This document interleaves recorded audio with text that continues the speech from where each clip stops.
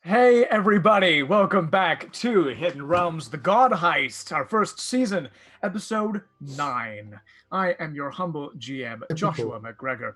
As always, here with me are the lovely Antonio Cazar as Rhydon Othronus, Mark Crozier as an unspecified character, who will be coming back, Nin coming in as Asai, James Wilson as Tolton Sparktech, and Neil Hara will be joining us shortly as Watsit the Worthless. We are, to address it, we are down Morgan. He is not going to be on the stream. We're not sure when he will be back, but it's to do with stuff on the outside. Huge thank you to him for being part of the show so far. It's been fantastic, and the incredible role play and contributions have been absolutely invaluable. So huge shout out to Morgan Hardy. We love you. We miss you.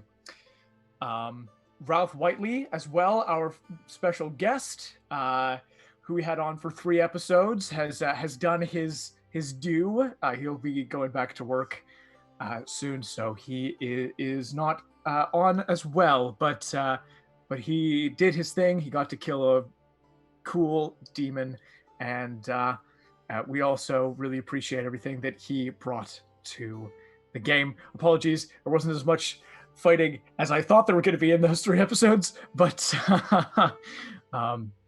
you live and you learn, and you do what you can. Special shout outs right off the top. We've got obviously Black Lives Matter, and shout out to all of the NHS staff who continue to work valiantly as things ramp up and get worse, unfortunately. To everybody out there, it's a really hard reality, and it's difficult with everything opening up, but things are, you have to, anything you can do to keep yourself and people around you safe, please do, whether that be a mask or washing your hands and staying isolated as much as possible, in and around going back out there. It's getting worse out there, which is very bad, but we're please stay safe is the point. Also, justice for Regis, Korchinski, Paquet. As always, there will be links in the description at some point. We'll put those in there. And a big shout out to Lawrence Gray, who was the winner of our contest, who had an NPC who's going to come in. We'll see how far we get. He might be coming in this episode. So fingers crossed that will be the case. Brilliant. What, do we have anything else to shout out? I don't know. We're going to start off this episode. We're back, Antonio's back. I can hear everyone. This is great. The joys and tribulations of Zoom and OBS and all this good stuff. And lack of proper internet for the moment. Beautiful. Well, we are going to start. Neil knew that it was a possibility that he was going to be delayed this episode, and so he and I pre-recorded a scene for the beginning of this episode, because we felt it was important, given the content of last week's episode, being that Thano died, that we start with his reaction to that. So very quickly recap, and then we'll go to that. Last week, you guys found yourself in Gricklenk's trap.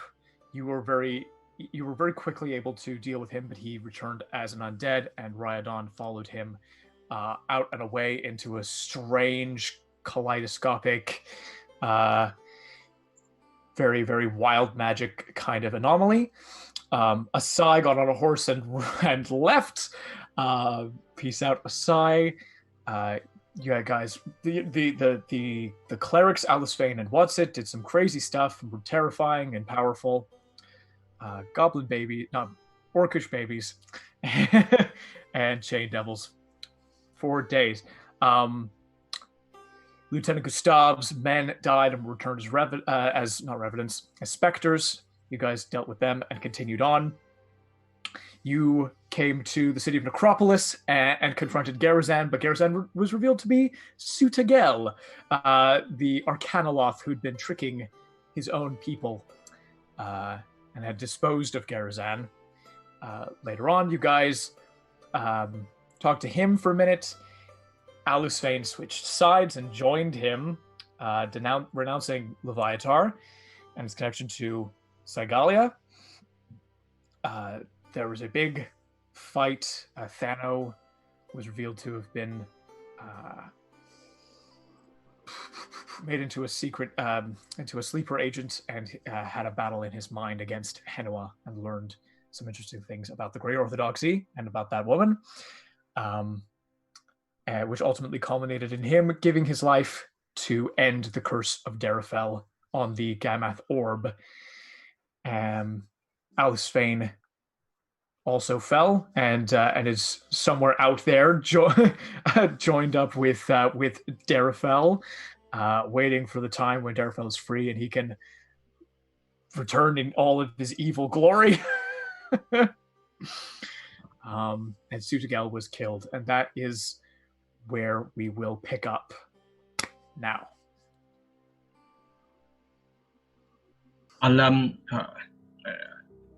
Watsit will be confused initially, and then I kind of sort of a calmness appears out to him. I said, "Oh, okay, I know what to do here." Searching in himself to reaching out for his symbol. Oh, Grumsh. To go, that's okay. Revivify. This is what's going through his head. I'm going to catch him. Oh.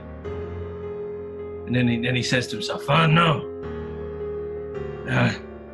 I don't have the magic today." But then, reaching into himself, he finds that inner resolve of that. Of that. It's going, no. It's for him. Grumsh will grant it for me. It's fine. And he'll go through the incantation for Revivify, being there within that minute to bring his soul and his body back before it, goes. Obviously, he says to himself, "Well, he's not going anywhere. He wants to come back, so fine." So and then releases the energy from his recent leveling to get him that additional spell slot, and then cast the spell for Revivify with that expectation of seeing him take a breath once more. The magic works. The spell goes off, and you know that he should take a breath. And for a second, you imagine you can see some health come back into his face, but no breath. Nothing. What? No! And I slap him. Go, come on! This works. Where have you gone? Where have you gone? Grumsh! Don't hold on to him. Where was he gone? And I'll cast a couple of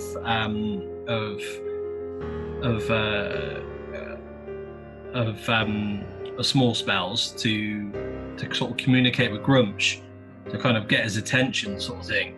And go, and then Grumsh, let him go. He needs. I need him. And I need him.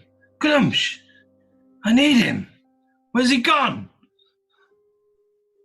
Grumsh, his voice comes into your mind through this ring, and he... What's it? He's He's not with us. I don't understand. He wouldn't leave me. I need him. Grumsh, I need him. He wouldn't leave me. No, it's not Watsit and nobody. It's Whatness. It's Watsit and Thano. It's either the Watsit way or the Thano way. It's not just Watsit. I can't do this on my own. Voice comes through again. He's got. He's not coming here. He's really gone. What? I don't understand. And I'll look up at the others, just with this confused look on my face. Thano's not coming back. Where is he? I don't understand. He wouldn't leave me. He knows I need him. Is this Watsit and Thano? Not Watsit. It's Watsit and Thano. I can't do this on my own. He says, I'm not smart enough to do this on my own. I don't. No. And Watsit will push the others away, and sort of walk away, sort of hitting himself on the head, and screaming at himself, shouting at himself, not understanding what's going on. And he says to the others, I'll find you when I'm ready. I need some time. I don't understand. And then just carries on, just hitting himself on the head, walking away. You make your way into Solidarity. You need some time. And as you hit yourself on the head, you hear a voice behind you. It's a woman's voice, and she says, I am so genuinely sorry that he is gone. Who are you? You turn, and you can see an illusory, holographically projected image of Henua. And she says, you. I really am sorry that he's gone. You should know his entire soul his personality was forfeit to save your life, to save the lives of everybody. But I can't do this on my own.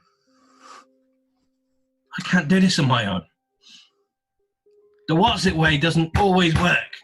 Need the Thano way. Well, for my part,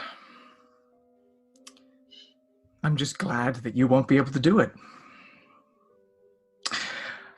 You see, I'm sorry he's gone because he was such a valuable pawn in my plan. I promised him when I broke his mind and erased his memories that I would use him to kill you. I promised him that, and what was your name again? I'm going to kill you. Did they forget to give you one? My name is Watsit. Watsit the Worthless. And I stand here as the champion of Grumsh. and I'm going to kill you. I'm going to not just kill you, I'm going to wipe you out from the very existence. No one's going to speak your name again. Are you sure about that? Yes. Because, after all, I am the heroine of Volpakar, the one who ended the curse of Darafel and routed his armies. What do you think they're going to believe? I don't care. I'm going to kill you. We let you go the first time. That was a mistake. Next time, we won't let you out. And she disappears. Grumsh will spend, Watsit will spend some time communing with Grumsh. I'll actually do the ritual. The ritual. I forgot what the actual spell is called now. It's all good. It's one where you can do weddings and things. Ceremony. Yeah, ceremony. And actually do that. And then using this system that he obviously has to communicate with Grumsh, kind of Morse code, with his 0-level spells, and communicate with him, and spend some time communicating and understanding, his place without him.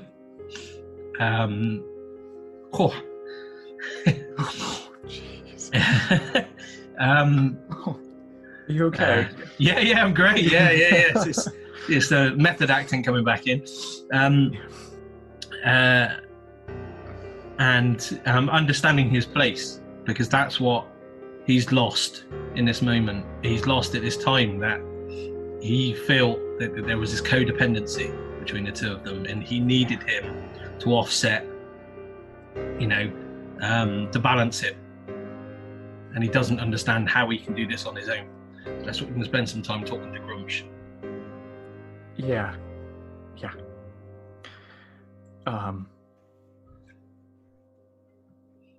Grumsh, the essence of what he says to you is that in his last moments, Thano was with his family, with the family of the orcs of Acheron, and he did it for you, and he couldn't have been happier that was the way that he went.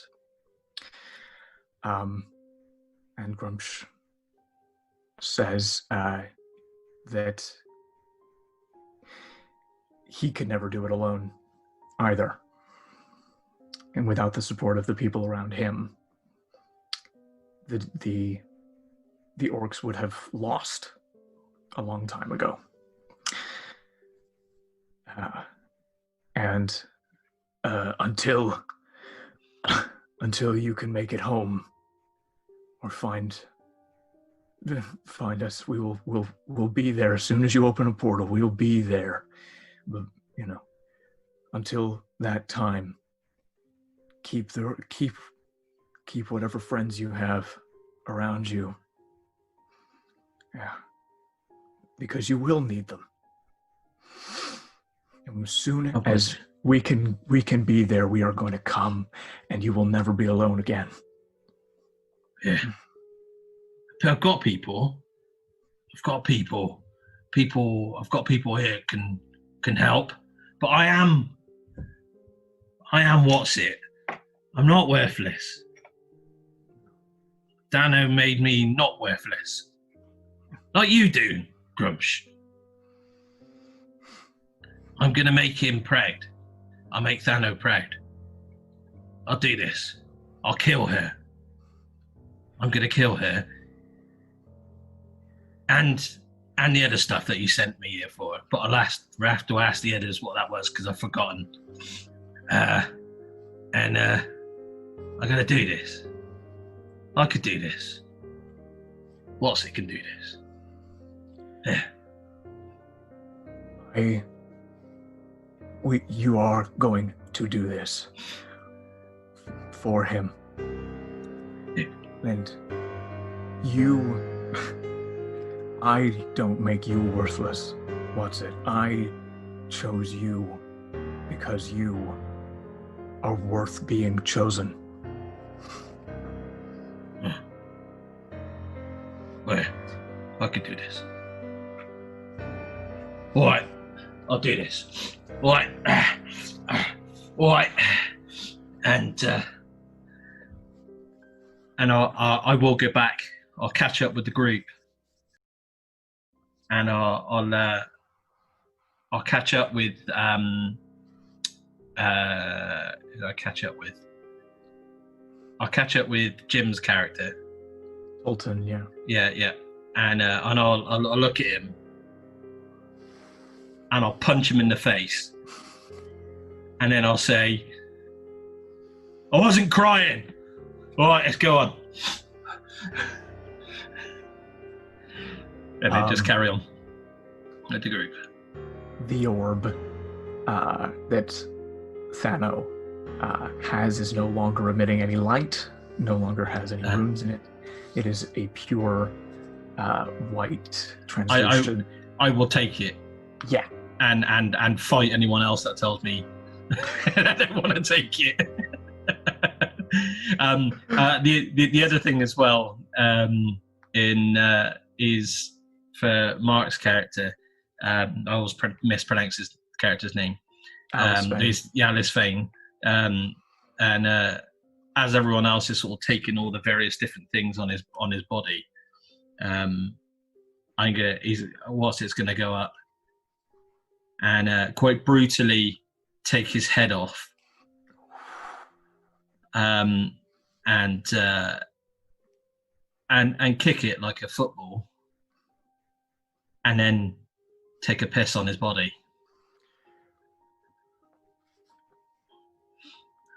And it would be proud. Yeah.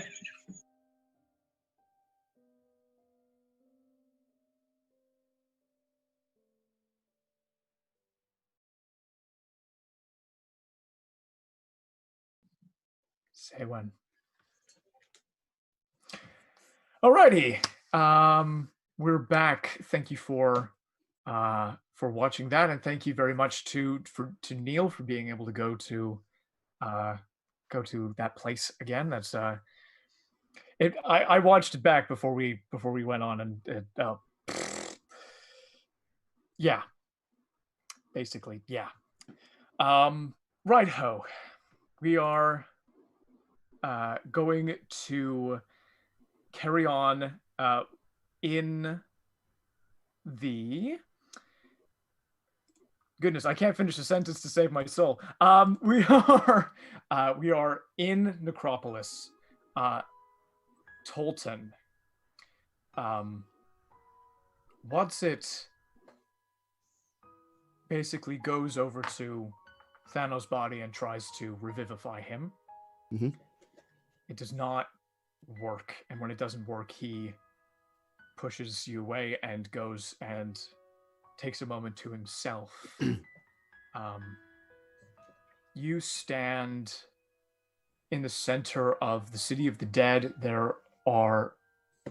Alice Fane has betrayed you. His body lies on the ground next to the throne. Thano has fallen from a great height and has sacrificed himself to save you.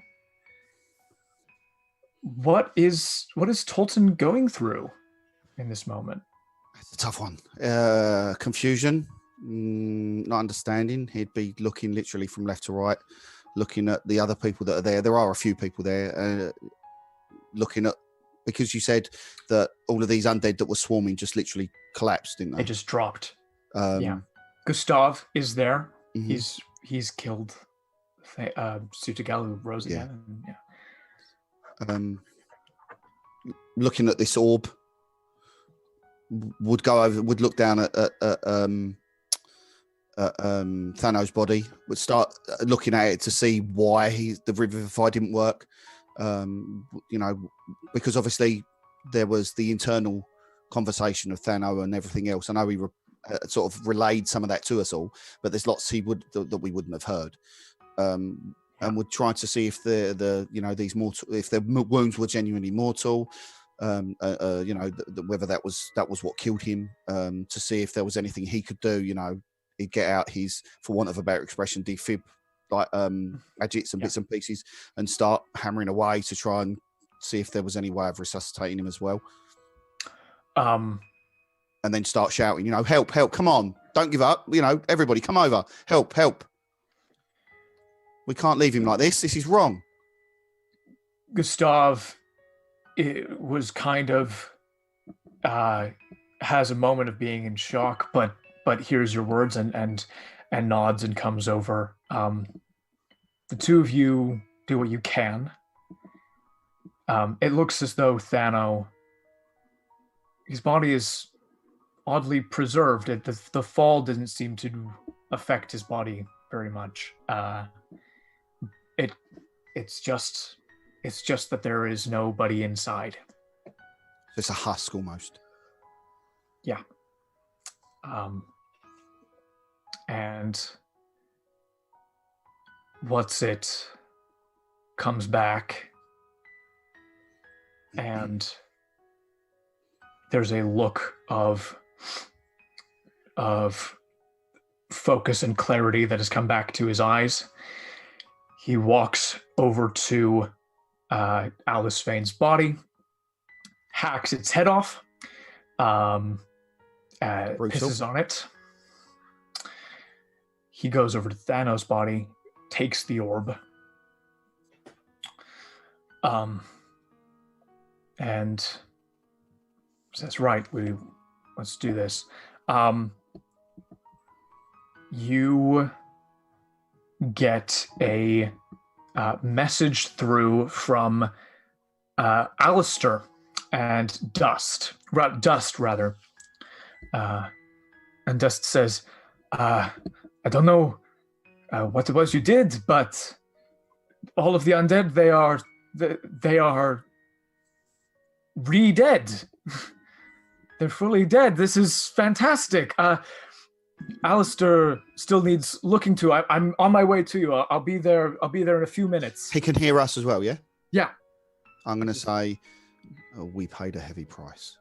That's what we did. Why? What happened? Now is not the time to discuss it, but we paid a heavy price. It's cost us dearly. All right. Shall we retrace our steps? Meet you back at the Alacrity. We'll talk through everything there. Yeah. All right.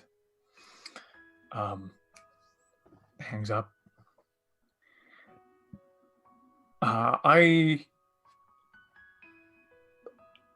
Gustav is going to shoulder Thanos' body to take it with you. Yeah, I think I'll help. Yeah. And so will Bessie. Yeah, I was going to say we'll shoulder it between us. We'll put it between us. You make your way down from this pyramid. Before you do, is there anything else that you would like to do before you descend?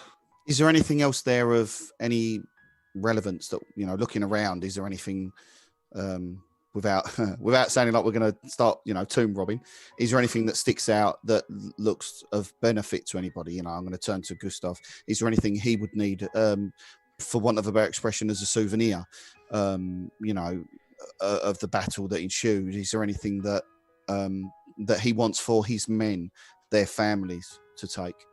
Of anything of value or importance or relevance that anybody needs? He has the dog tags from his men. Mm-hmm. He just looks harrowed. Like, this is just such a cost. Yeah. Well, as much as I'd love to go robbing tombs and looting, it's just wrong. It's just wrong. Tolton would see that as completely wrong. These are the dead. They should stay dead. And they should be, revered for what's happened. And it's sacrilege to do anything to their bodies or their grave, for want of a better expression. And this place feels lighter as you make your way down from this pyramid, carrying Thanos' body in a funereal procession, almost walking over the bodies and making your way back to where you went through the city, there is a definite. It's odd because it doesn't vibe with the scenery of this place, but there's definitely a sense of peace that has come to all of these souls who were trapped and enslaved by the curse of Darafel. The land itself has been freed from this oppressive curse. You guys make your way slowly back the way you came. You don't encounter Ryodon. It's unclear what happened to him, but he is gone. You don't encounter Asai. She's also gone. And you make your way back through the tunnels, and the ship, the Alacrity, is waiting for you when you get there. Dust is tending to the captain. And he looks and sees Thanos' body and nods, understands. What happened to the elf? What happened to Alice Vane?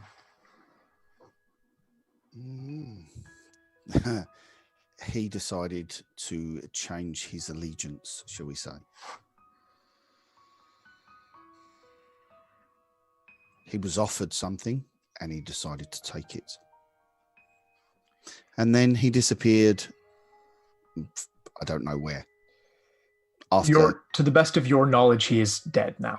Yeah, didn't his body get sucked up into the... His body didn't get sucked up. Oh, okay. Yeah, then in that case, we literally beat the living daylights out of him. Yeah. Decapitated and Watsit pissed on his body. He nods, going to preserve this body. We will find a place and give him a proper burial, like we did for Sophia. The ship takes off, and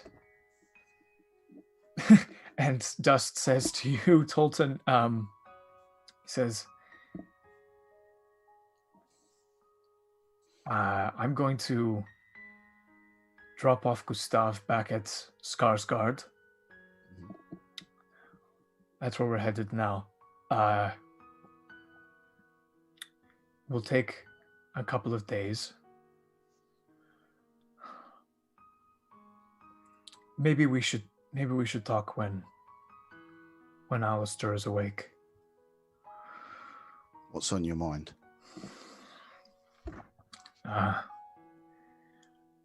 You have the orb,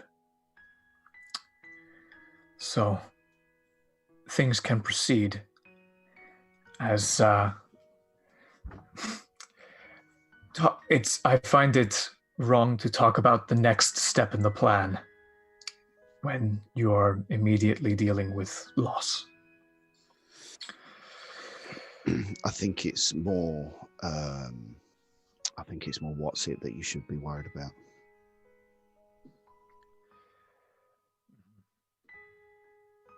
They were like brothers. It's important that we do what needs to be done as per their faith. He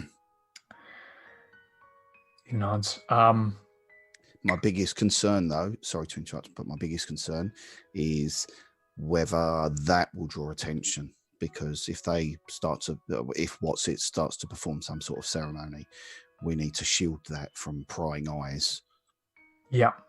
It depends on whether he would prefer to stop off in the more of the wilderness, or whether he would like to do this in any special place. That's something he would have to tell you. I don't know the ins and outs of their faith. So what we're going to do is we're going to wait until Neil is here to decide what happens definitely. to Tolton, not to Thano rather. In the meantime, we are going to leave the Alacrity flying, and we're going to cut away to Riodon.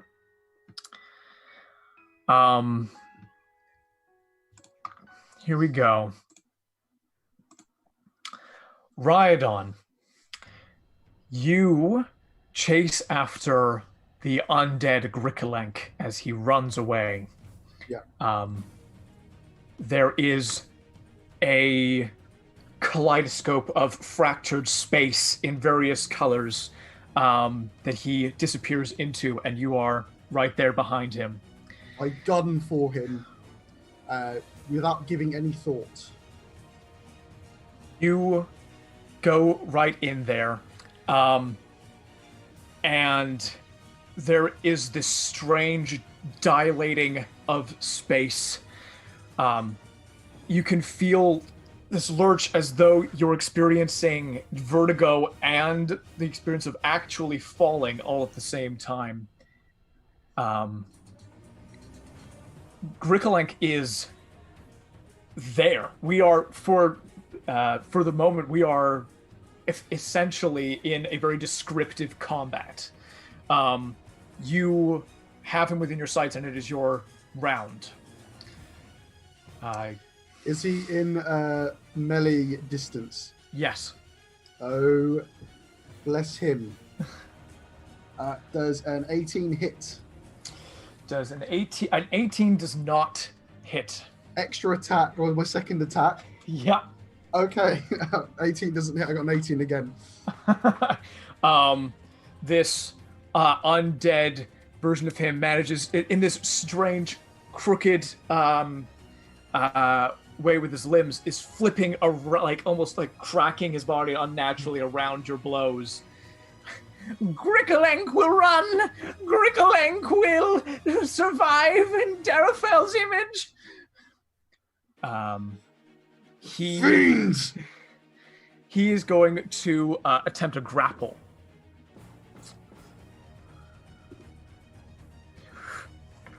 Tell me what you get. That's 17. It's a natural 20. Nice. Okay. Grickelenk grabs onto you.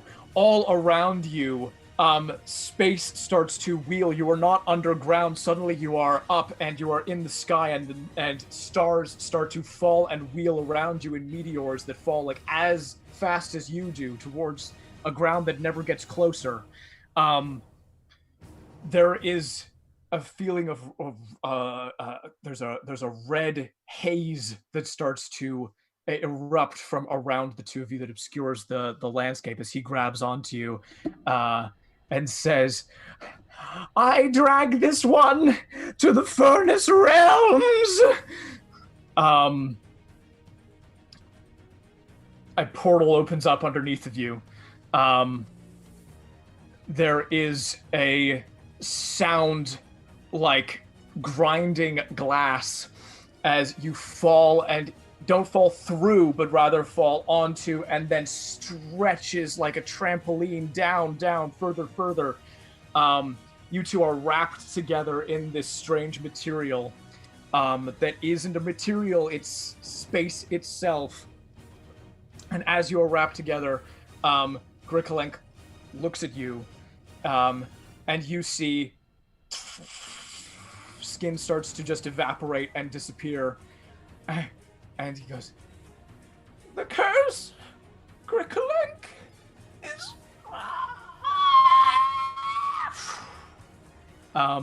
Body is gone, and there is just you falling into infinite black, syrupy substance. It's kind of underwater feeling to it. I mean, it's not really going to help, but can I push his body further down so I'm kind of almost like standing on top of him? He's you push his body down in front of you. The flesh has disappeared from it, and it starts to become skeletal. Skeletal wings start to disintegrate, and bones float up above you. You're no longer in combat. Okay. All around you is this kind of inky, under the sea vibe without the pressure. You don't see for very far, but what you can see, the bones going up is very clear. What exactly has happened to you is not clear. You can start to sense things in your periphery. There are things that are not quite in range of sight, not quite in range of hearing, but shapes, large shapes. And as you sink, suddenly lights all around you, and you see what appears to be a wheel with 8 spokes leading to 8 different points, coming from you, little threads of light coming from you at its center, and 8 points of light making up a circle going around yourself. Do I recognize this symbol? This is not a this is not necessarily a symbol of any particular faction that you would know. Go ahead and make me a religion or a history check, if you'd be so kind. 18. 18 is really good. This reminds you of the cosmology of Sygalia. Okay. This is the Great Wheel. The idea that the prime material plane exists at the center of 8 divinely guarded worlds. And as that thought occurs to you, you feel those points of light become much larger and get much further away and become very clearly the realms of Acheron, the 9 Hells, Mount Celestia, Isgard, and so on and so forth. There are gods there just out of your reach. You're not on Volpikar anymore. And where you are, in front of you, the point of light grows and expands until you are floating above the world of Sygalia. Okay, he's very confused.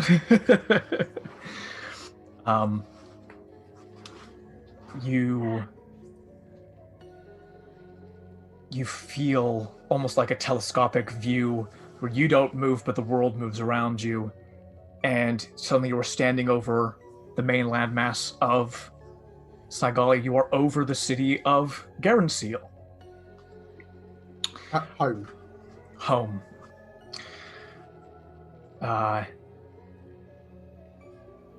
This beautiful city that is your home is beautiful and prosperous and is everything you remember it to be. There's a beautiful sun shining overhead.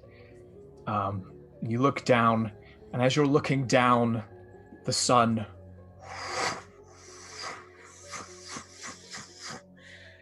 day and night pass in extremis of time, and you see almost like stop motion as the land surrounding this city becomes bleaker and bleaker, and the activity of the tiny little people below becomes less and less busy and more tired and sluggish and slow. And finally, the sun stops. It is nighttime, and you see the city burn. And he's again still quite confused. I think he's struggling to comprehend what's going on right now. I mean, he just fell through a portal and he's seeing this now. Roll me an Arcana and an Insight check, both, please. Okay, Arcana was 15. I'm rolling really well for this. Arcana's 15. Okay, Insight is 13. And insight's 13. Magically, what's happening is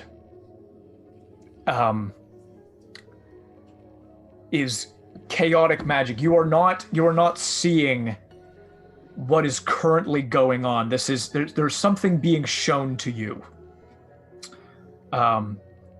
It's strange because your entire physical body is there, which is the difference between this and just straight illusion magic. It's like you're seeing different interpretations of the universe and different points of view of the universe from a very big perspective. Okay. Insight, what you are seeing is the passing of time. You don't know exactly how much time has gone by, but you are watching the end of your kingdom. This is you go lower and you can hear shouts and screams of people calling to Pelor, calling to various gods, and not just good gods, calling on gods of vengeance, calling on gods to avenge what has happened to the city. Listen out to particular things, what they on about, what's caused this. There's not a lot you can pick up, but go ahead and roll me perception to see what you can. 10. Solidly down the middle. Yeah, solidly down the middle. What specifically they are talking about is not clear. What has happened is not clear, but they are calling for vengeance from the gods on some force.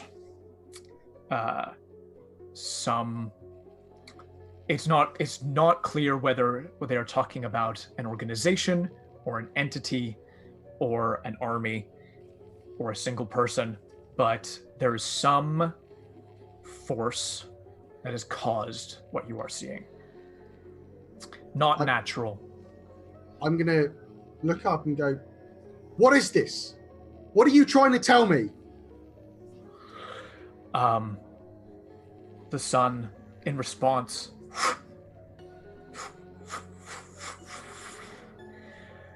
no gods appear to help your country as it becomes more and more desolate.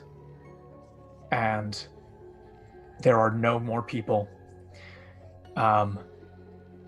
And various voices start to crowd in as you are drawn away from this image of your city. Voices saying, we want to help. We wish we could help. We want to be there. I want to avenge you. We will be there for you people, whatever the cost.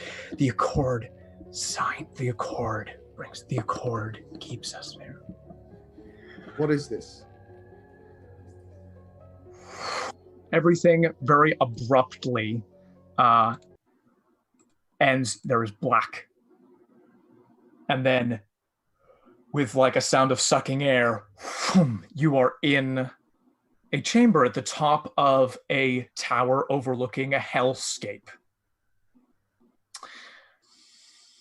An angelic being, bald, very pale skin, androgynous features with red wings, turns and looks at you and says,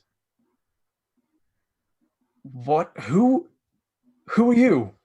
I kind of unsheath my sword slightly and I tell her, who are you? My name is Zariel, and I am the leader of Avernus. Now you will tell me how you got here. Can I make a religion check? Yeah. I don't know how. I got 2. I'm not going to check or see what I would roll a 2. I'm not going to check to see what my depiction will be. Is it over 5? No, I got 2. You look so confused as to what's going on, and all around you, little motes of of silvery fractals, almost like glass in the air, shine and shimmer and disintegrate into nothingness, as the effect of whatever it was that you've experienced dissipates. Zariel looks at this effect and looks at you, and says, "I was gonna roll. Gonna make a roll. You're immortal, and you're the prince of Garandia." Yeah, and Zariel means nothing to me. Who are you? Where am I?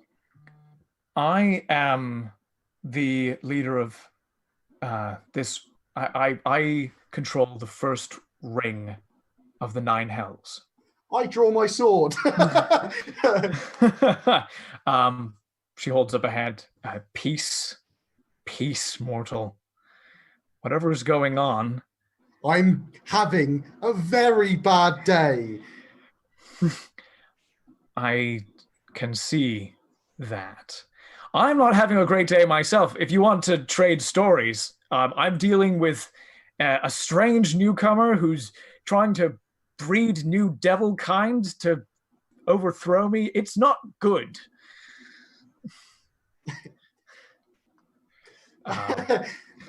Okay. Listen, I know you're a follower of Pelor, and naturally that makes you an enemy of the 9 hells. You should know that the ecumenical council has been convened, and therefore all conflicts between the 9 hells and Mount Celestia have been called off for the moment. There's no active war while the situation on Volpikar is ongoing. Okay, in that case, just send me back. I don't know how you got here, and I certainly don't know how to send you back. And she looks around, she looks confused, and you start to see double. There's a version of her that moves over to the window and starts to talk aloud, trying to figure out why you're here, but that sound, the sound of her talking, fades, and the sound of the person who remains in front of you continues, and you see what passes for the sun going overhead happening outside, this strange shifting of red in the sky over and over and over, and this being makes no sense because they're an immortal being, but lines of age start to appear on their face. And standing in front of you, she says, "Thousands of years we've stood here, Rhydon. Thousands of years. What is going on?" The Accord is showing you something. Something you need to know. Others have called it many things. Possibility storm is one. This is the raw stuff of the universe, Rhydon. This is the imagination of your world. I can't believe I'm listening to a devil. And the setting shifts and is gone, and she's still standing in front of you, but now there is a dais between the two of you, and on the dais is a very, very large tome. She says, "This is the Accord. You're not talking to me. You're talking to the magic that holds Sygalia together. Let me tell you something. The world of Sygalia is young. Young world. Did you ever wonder why? Did you ever wonder why our calendar stops only 670 years ago? That was the signing. Before then was untold time of this. Face shifts, becomes your sister's face. Untold eons. Enough! Get to the point! This all disguise leaves, and you're just looking at a silhouette person. And you know that this is the tome that you see in front of you. All around you is nothingness. And this being says, I'm sorry to bring you here this way. It was the only way to get you from Volpakar so that I can tell you what needs to be told. When Sygalia was first born, it was imagination run rampant. It was a safe haven for some people who needed to escape. When they arrived, they imposed their ideas upon the imaginative spectrum, upon the imaginative scape. And what resulted was the Great Wheel. The gods, the interpretations of their personalities, their powers, were imprinted on the weave. So you're saying that none of this means anything? It's Quite the just opposite. Imagination. It means everything.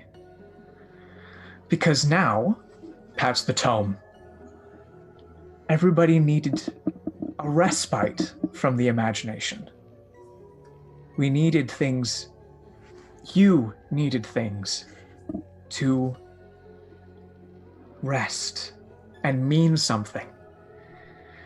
And so this magic was drawn up between the leaders of what would become the 10 kingdoms of Sygalia and all of the gods that represented them. And the magic stated that the realms, the factions of imagination would move and become solidified as the 8 realms of the gods. And Materia Prime would take on a material form, not to be interfered with by any of the gods, lest chaos and the imagination come back. And that's me. I am born of chaos, and yet what I am is the restraint of chaos. I am representative of a blank page with writing on it. The writing is what encapsulates the potential of the blank page. Do you understand? I think I do. The world of Sygalia. Lower my sword. You lower your sword. The being goes, that's, thank you. Appreciate that. Like he was going to do anything anyway. I mean, there is that. But you are part of the Accord as well. You are part of me. It is your beliefs that help to shape what Sygalia is. You help to give meaning to the world of Sygalia. We've reached a turning point. 670 years ago, the world was stabilized and became part of the universe. Now it's been reconnected to the rest of the universe with the discovery of Volpakar and the connection to the old empire. The old empire your ancestors fled from. Now, you don't need to understand all of this now. More will come in time. What you need to know is the inevitability of what is going to happen after Volpakar. It can't go back. You can't re-isolate yourself once you have made the connections. What are you trying to say? I don't understand. You're saying that Garendia is going to burn? Gorendia is going to burn unless drastic measures are taken.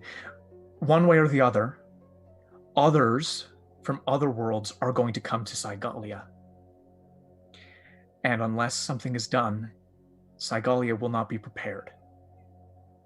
You are the person who can prepare us for the oncoming storm. You are currently bound with your contract, your oath, to Pelor's service. But the threat that the world faces, the threat that your home faces after Volpakar is done, after whatever happens, and after you've returned home, is bigger than the sides of the factions of Sygalia. Infighting will be the end of us, unless we can band together to face the outside universe. That is the great fear of the gods, and that is why the gods chose the various champions to go and rescue Pelor regardless of their alignment. That's why Leviatar's champion and Merkal's champion were chosen as well, because this threat, the threat that other gods might be entrapped on other worlds like Pelor, the threat that the gods might be overthrown and the Accord disbanded and the world thrown back into chaos, the threat that every single living being on Sygalia could end, is beyond the factions of good and evil. This is a matter of the entire world coming together. Rhydon,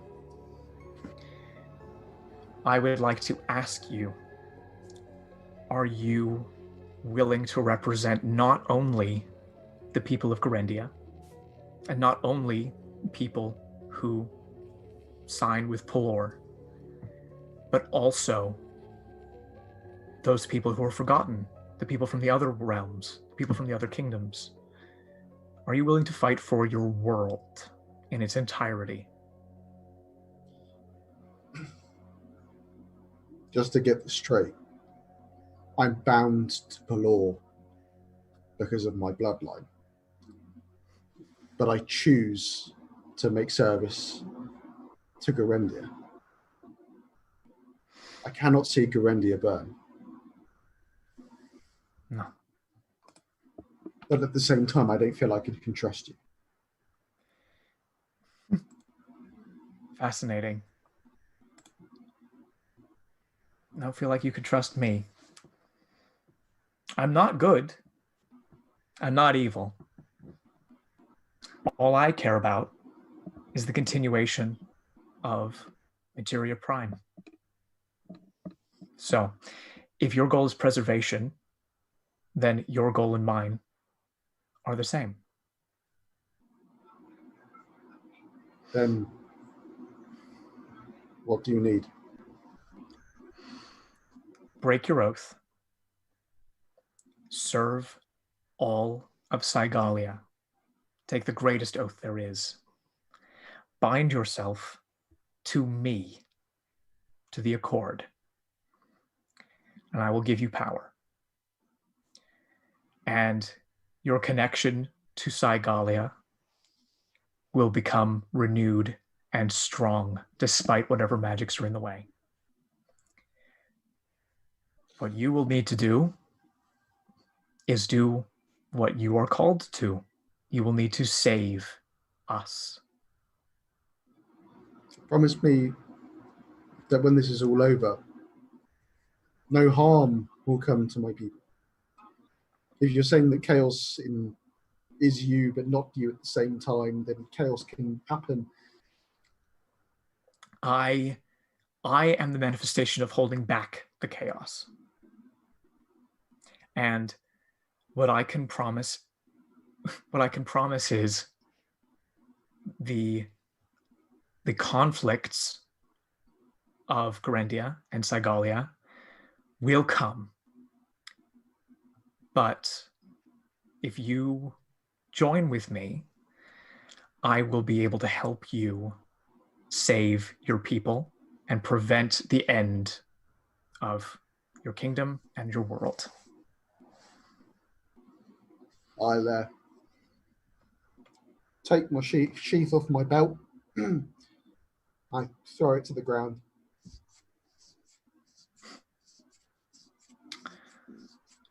All right. Arise, Rhydon, Prince of Corendia, champion of all Sygalia. This image breaks into shards and is and disappears. You are in you are in a forest you do not recognize, and these fractals of images of this broken, almost mirror-like fractals that float in the air of the image that you were seeing of the being in the accord reform themselves into a blade. Your sheath rises and the blade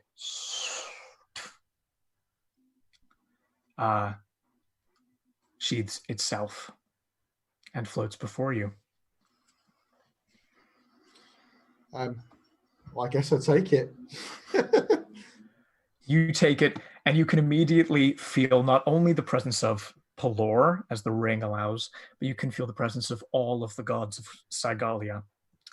And in addition to your warlock level that you gain for taking this deal, you also get one use of a sending spell that will make it to anybody you know in Sygalia or any of the gods of Sygalia per day. Oh, okay.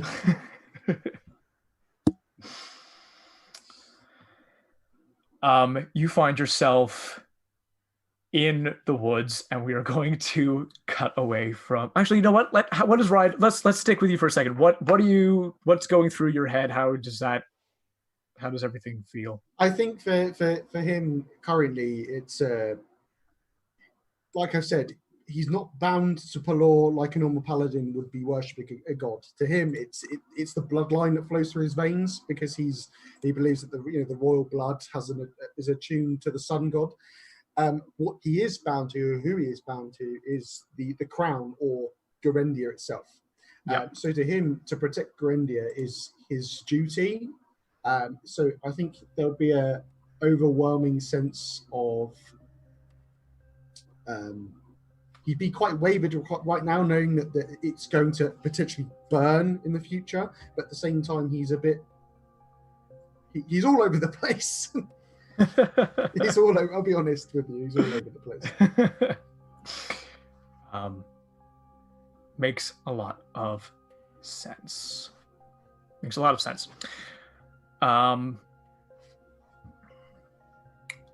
Cool. Yeah, so you are in some woods. You are on Volpakar. You are not near your friends or anything like that, but you have experienced some of the chaos of the primordial force of Sygalia. Can I do the sending stone or the sending message very quickly? Yeah, absolutely. To my sister. Yep. Send her a message saying, I can't remember the actual ruling behind sending. It's 25 words. They know it's you, I think, and they can send 25 words back. I tell you what, leave me to it. I'll come up with something, then we'll go from there. Brilliant. We are going to do something unusual now. We are going to, because we don't have Neil with us, we are going to cut to a new PC without the rest of the party to see it through their eyes. So, Mark, would you like to describe your character for us, please? And then I'll describe where you are and what you're doing. With pleasure. Let me just make sure that I've actually got my mic turned on. Yes, I do. All right. So, my character is the race is Vidalcan. So, for those that don't know, humanoid, taller than humans, varying hues of blue. In particular, my character is quite a pale blue. Totally smooth scalp, no hair in sight. He himself, height-wise, is about 6 3/4. He's wearing this quite long, flowing, loose-fitting, kind of deep purple with slightly bluish tinge coat. Looks more like an open robe, to be honest. Underneath it, he has this quite dark colored, almost black jerkin with dark brown trousers as well.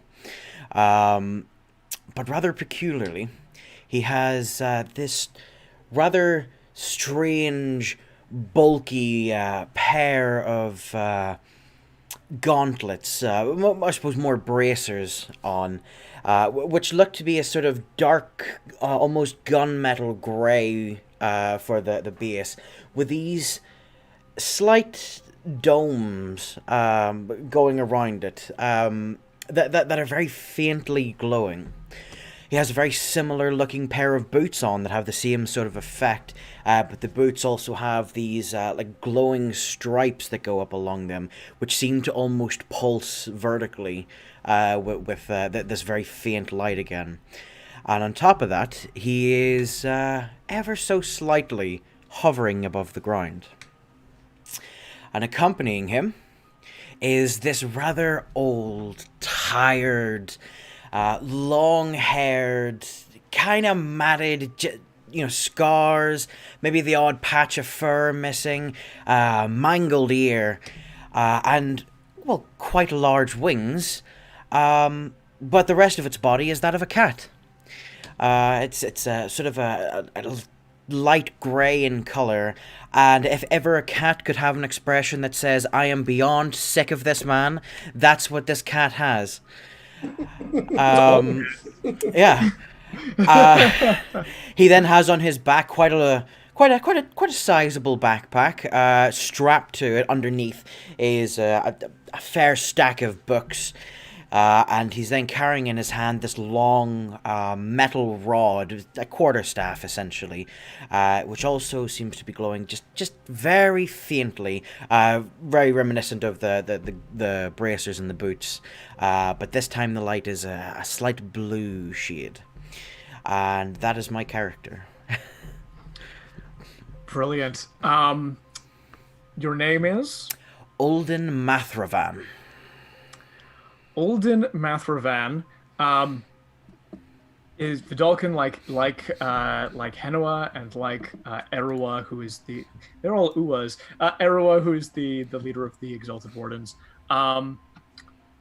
You have heard tale, little whisperings here and there with your magical, some of your magical knowledge, of a pair of aliens who are making their way to a forest.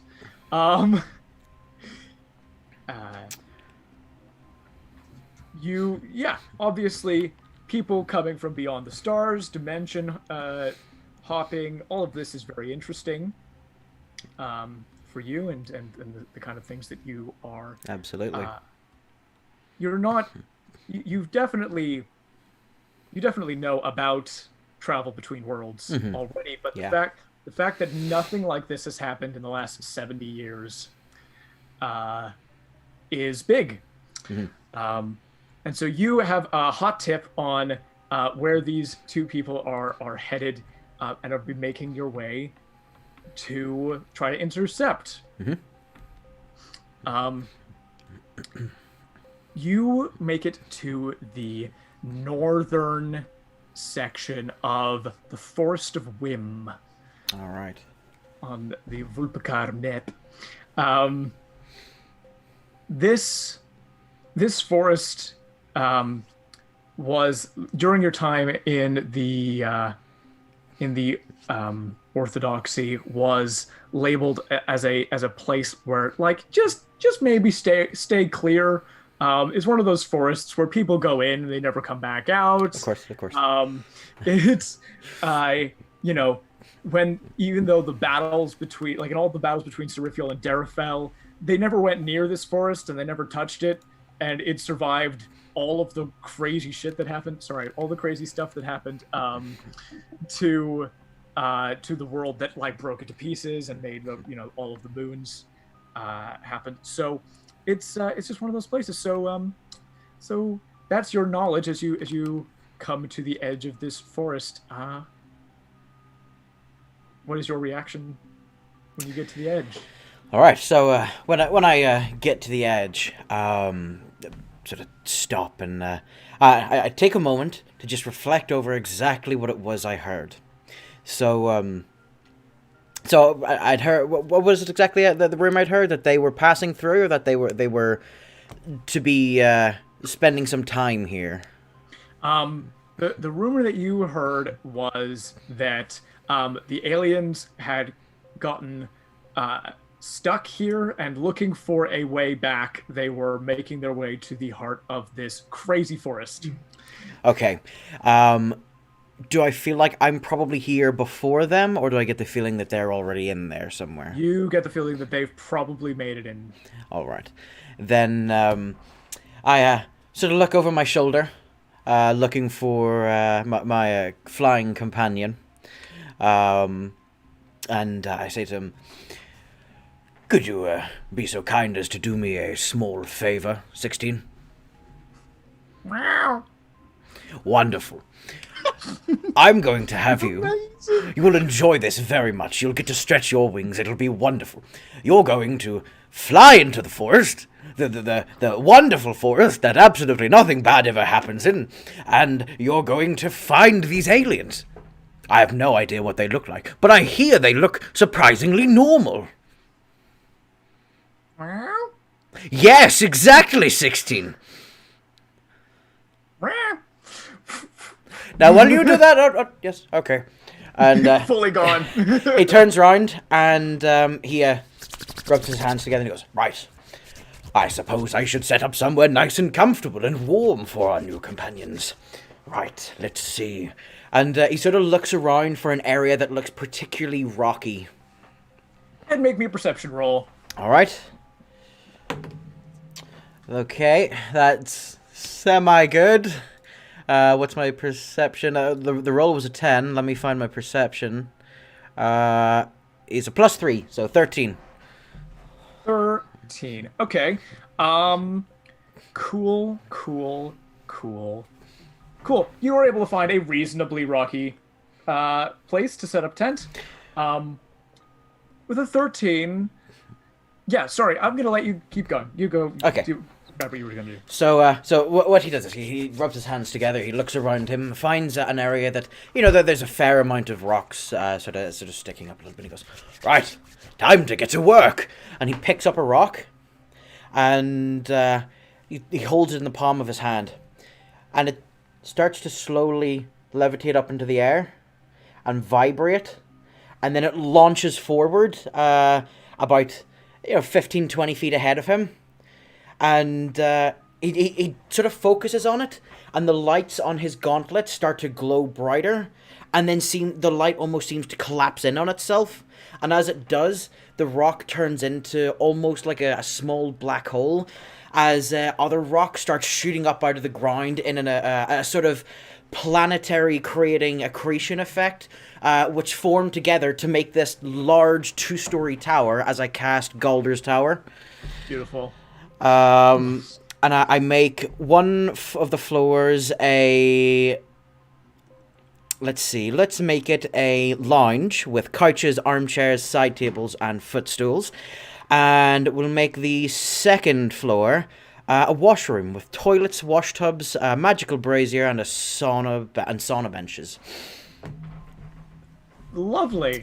As these various materials get pulled into this tower, creating these different floors and their accompanying accessories, taking 10 minutes to do so. But once the tower is completed, you sort of, well, I would say that's a job well done. And he just sort of looks around to see if he can see 16. You look up into the sky. You don't see 16 immediately. What you do see is a flaming horse with an elf on its back riding across the sky.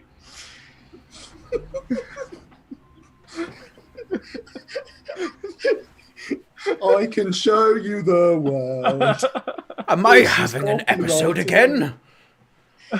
No, I don't think I am. Elf! Elf! You're just shouting, waving at the elf on the flaming horse. Nin, you exited the tunnels and flew away on your horse, looking for more natural places to have a place for your frog to frolic, and for your horse to get to know better, and just to be, things got really weird really quick in those tunnels, and the places where you feel more at home are with more of the fungal and foresty networks that come with the forest. So you have been making your way towards the Forest of Whim. You are just about to arrive. There's a little blue man waving at you, but there's a clearing a little bit further into the forest. This looks like exactly what you were looking for. There's somebody very clearly trying to get your attention, though. I wave back and land towards that place that I think looks good. In the forest or outside of it, near the guy who's trying to get your attention? Near the forest. Okay, so she, so you does not land near you, Olden. Goes a little way further into where the woods are and lands inside the woods. But as I see him frantically waving, I frantically wave back. That's it. That's all I do. She sort of, as she sort of disappears down into the woods, it's sort of, well, I guess I wasn't friendly enough. Perhaps we should go say hello. What do you think? Oh yes, that's right. And he just starts drifting off into the forest towards where she went. You drift off into the forest. Absolutely brilliant.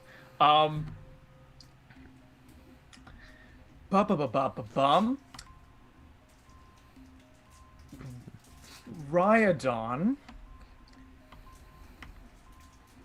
Yeah, we're going to eventually cut back to Tolton and Watsit. I'm just it's important, I think, that you guys be making choices. There's no rush with Neil here, so it's all good. It's all good. There's no rush. We'll do this other bit first, and then we will catch up a little bit timeline wise.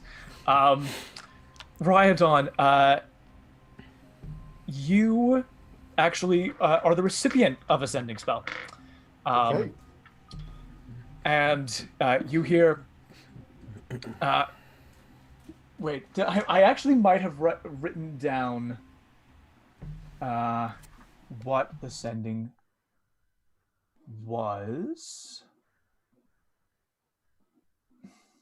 Oh, dearie me, I've lost it. There's. I've got my one I want to send over as well. So What's Gricklack doing back? Oi, I ain't having none of that. Yeah, you can go ahead and you do your sending, and then you'll get something from somebody else. I found it in the end.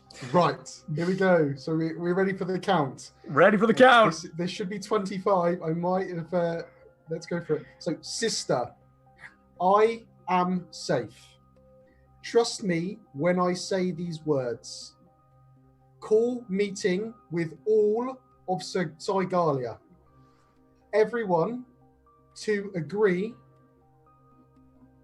to non-aggression, pact, war, is coming. Boom.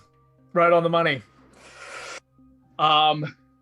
Fantastic. You immediately hear back from your sister, who just goes, Rhydon, oh my gosh, it is so... What a relief to hear your voice. Absolutely. I will call the meeting. So glad you are safe. And that is, you get one of those every day.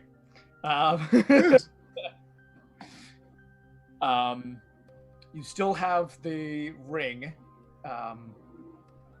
that was your connection to Halor. What you want to do with that is completely up to you. I'm now connected to everyone now. You're connected to everybody from your own connection. Touch it, yo, yo, yo.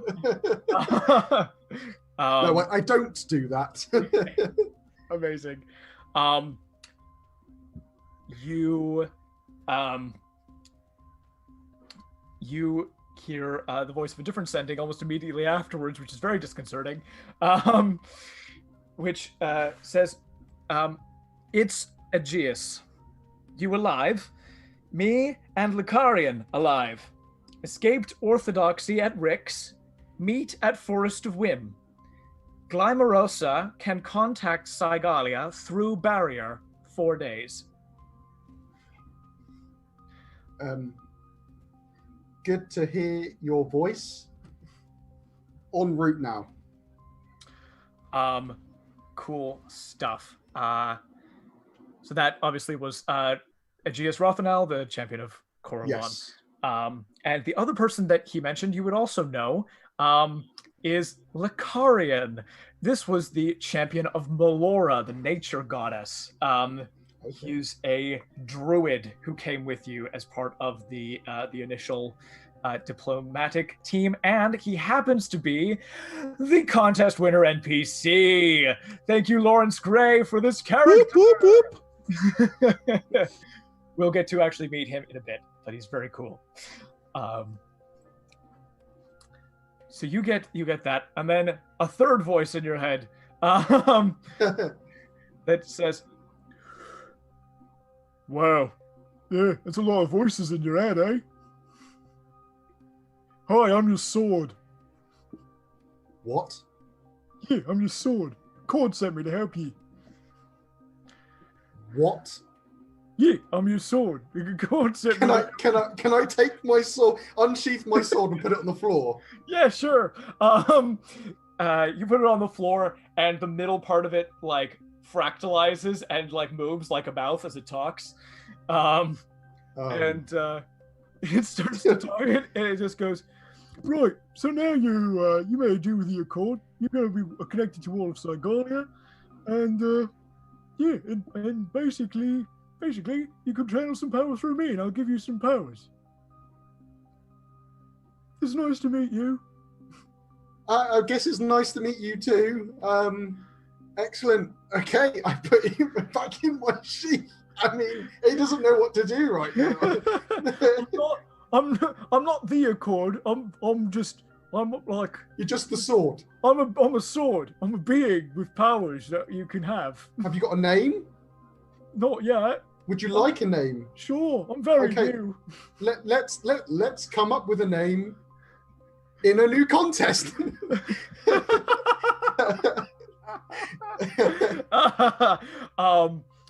For the sake of brevity, whoever is live watching this now, comment with a name for this sword.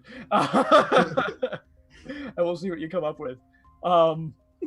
He just goes, yeah, I'm a very new sword. I'm hoping I do a good job. What with the killing of people and what have you. I mean, it's good to have you. Oh, it's nice. It's nice to be had by someone. Want you to know, I'll stick around, and you can count on me, and the pointy end goes in the bad guy. Okay. You Me and you already were, me and you were yeah, going to get didn't on you? okay. All right. Great. I'll be quiet until maybe I'll have something interesting to say. I don't know when that'll be. Do speak. I mean, it'd be interesting to hear your viewpoint on it. I'm just thinking to myself, oh God, what have I got myself into? I'll be as good as soon as I can, I promise. So, you're in the woods, eh? No luck funding those swans, eh? No, yeah, I guess so. I've got to go somewhere. I mean, yeah, I'm heading that way. Well, there were a couple of people who feel like home who are in that direction over there. Well, you are as useful as you think it. Okay, let's go that way. Cool. Yeah, they feel like home. One of them feels like the elfy people, and one of them feels like the ground. An 8 intelligent sword with the wisdom of a god. Fantastic. Basically. Cool. I'll go that way. Oh, this will be fun. We'll trade stories. Blah, blah, blah, blah, blah. You make your way through the woods. You walk for a bit. And this very strange thing happens. Ulden starts walking through the woods. Rhydon walking through the woods from a different direction. Aegeus and Licarian walking through the woods from a different direction, and everybody converges on the spot where Asai is with her horse at the exact same moment. Oh, what a coincidence. Is this an ambush? The second Ulden steps into the clearing and sees everyone else, he immediately just lets out the most nerdy, joyous, like, oh, yes, of course, wonderful, I found you all, finally. 16, you can come back now. 16! There's this cat who's looking at your frog, Asai. He's little with little wings, just going. 16. I pick him up and I like hug him like real tight. He watches this interaction intently and goes, pulls out a notebook and scribbles something down. Roll me an animal handling check, please. This might be one for the scrapbook. I'm then going to look down at the sword and go, who is he? And point at the guy that your character marked. 22. 22. This cat struggles in your arms for a minute, but you hold it so tight and so warm. And Ulden, you see as your cat just kind of. The cat has a grouchy disposition. Mm-hmm. Like, it doesn't like anyone, but it gives up trying to escape, which is a big thing for this cat. Yes. He scribbles that down. He looks almost perplexed and just, oh, this is wonderful progress. Perhaps we can, yes. Elf, you'll hang around, right? Yes, wonderful, of course. Wonderful. He snaps the book shut and puts it away. I didn't even hear what you said. All the better. Ulden, please make me a straight luck check. All right. Oh, that is a 2. That's a 2 on your luck. Cool. Cool. That nothing happens. Your sword says to you, Rhydon, he goes, I know who 2 of these people are, and you recognize Aegeus and Licarian, who come into the clearing. But the strange blue man and the little elven person, I got nothing. They're not Sygalian.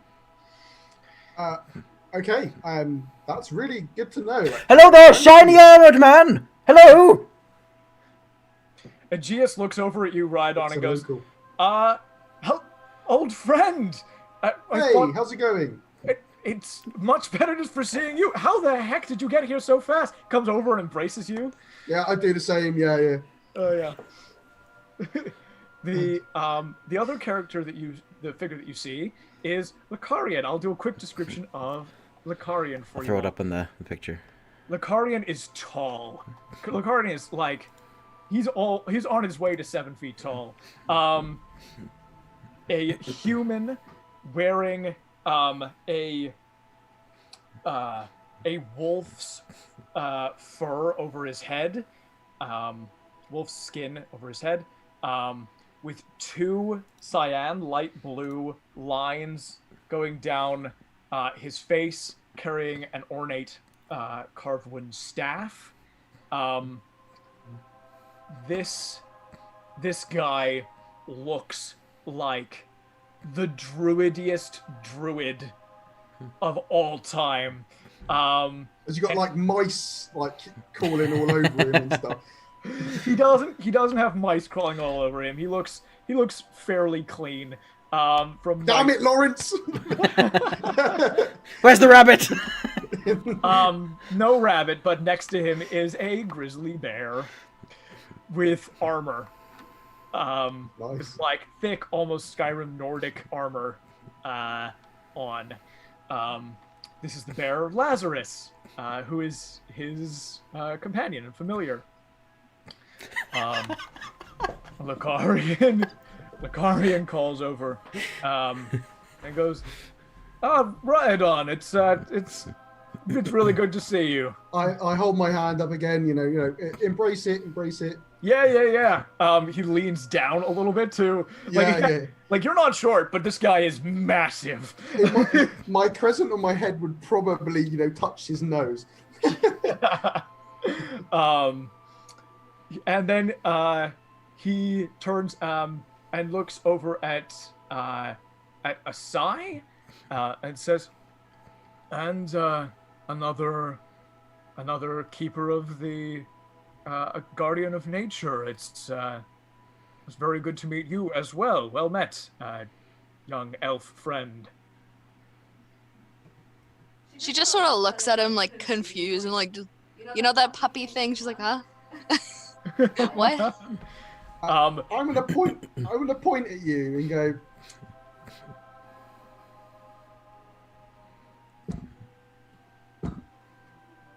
okay. How did we bump into you again? Right, because you two have met. I look into the direction that you were pointing. You. No, I know. But like, I look behind me, like, what is he pointing at? Fair enough. I'll just say to the other two, I'd say, she held a knife up to my throat. Is that?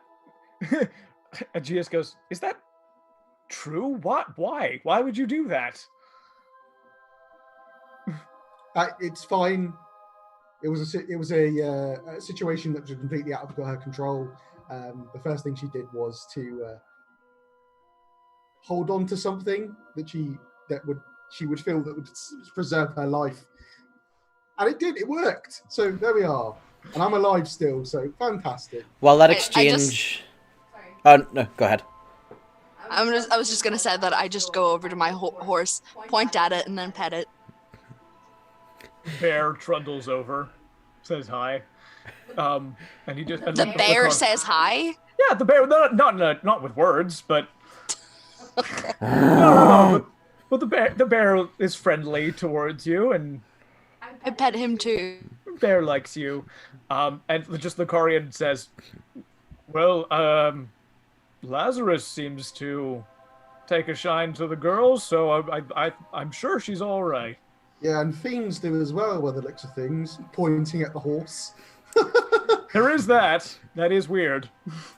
While that exchange was going on, Ulden will slowly have pulled that book back out and have started writing in it again, looking at them, and he says out loud, it's like he's thinking out loud, and just goes, "Smaller people are stronger in Sygalia."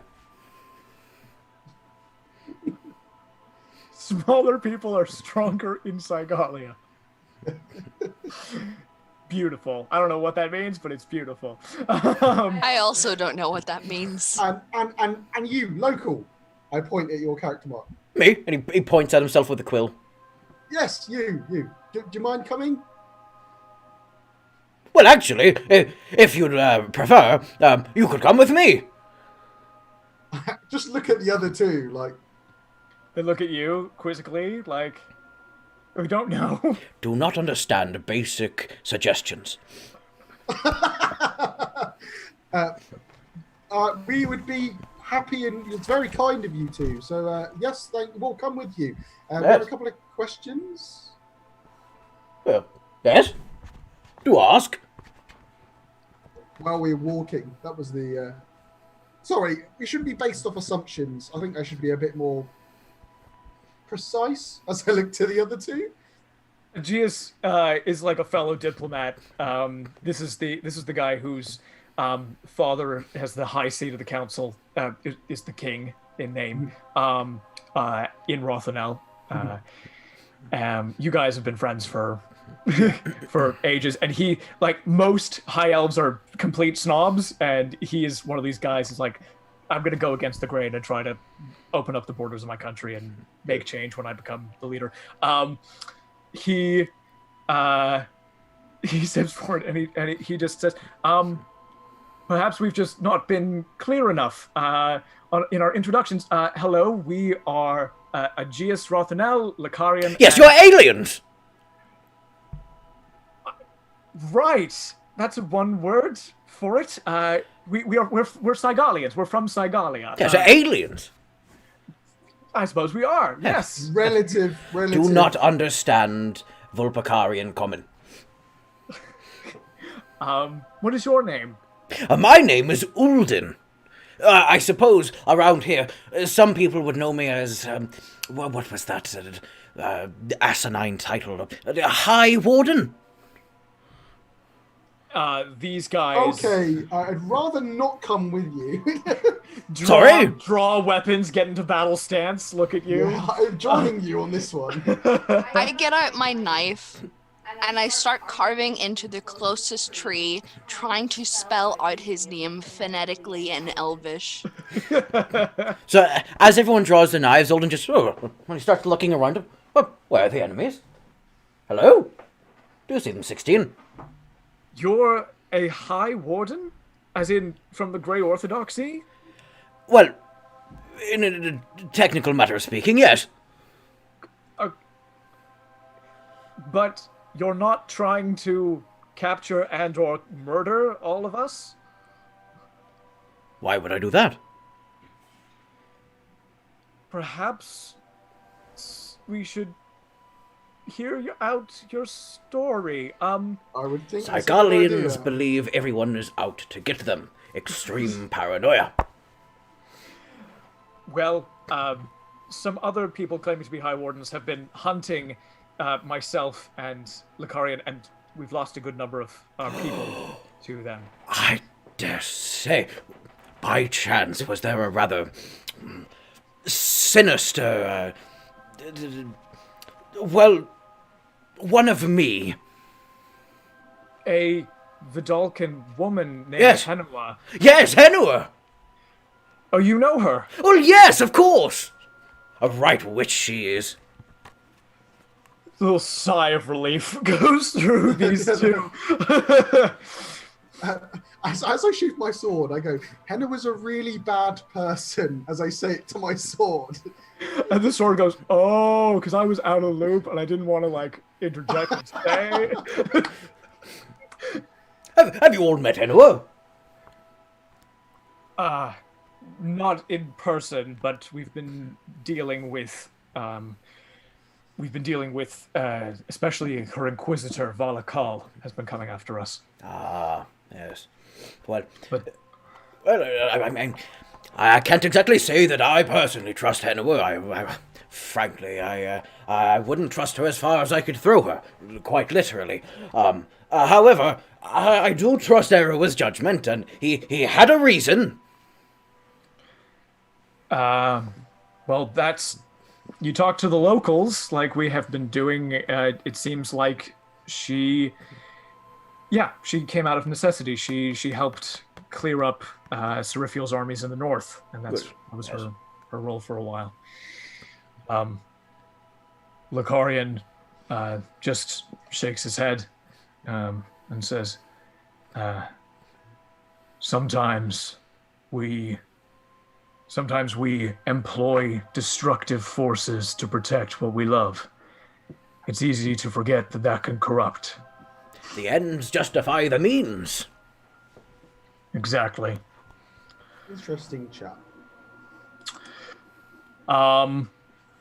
You are all invited by Olden to come with him to his tower, not a few minutes walk away. I will go willingly. Wonderful. The other guys are on board. Lucarian comes over to Asai and says, "Little sister,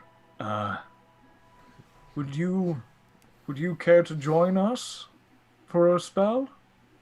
Sure, we'd like to get to know you better as well." I pat the bear, then hop on my horse. Excellent. You all make your way to this tower. As we're walking along and sort of having conversation along the way, the quill that Olden is writing with, he lets go of it and it drifts up into the air, and then the book he was writing in, he just sort of holds up beside him, if a camera would pick it up. Just sort of holds it up beside him as the quill hovers in the air, writing in it as they converse.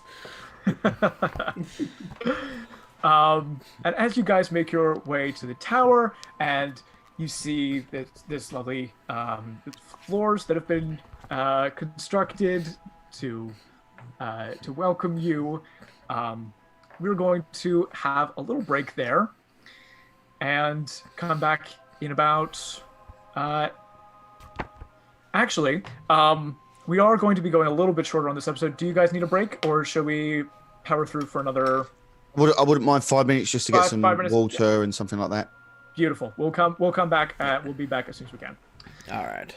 Thank you all for watching. See you shortly. See you in a bit.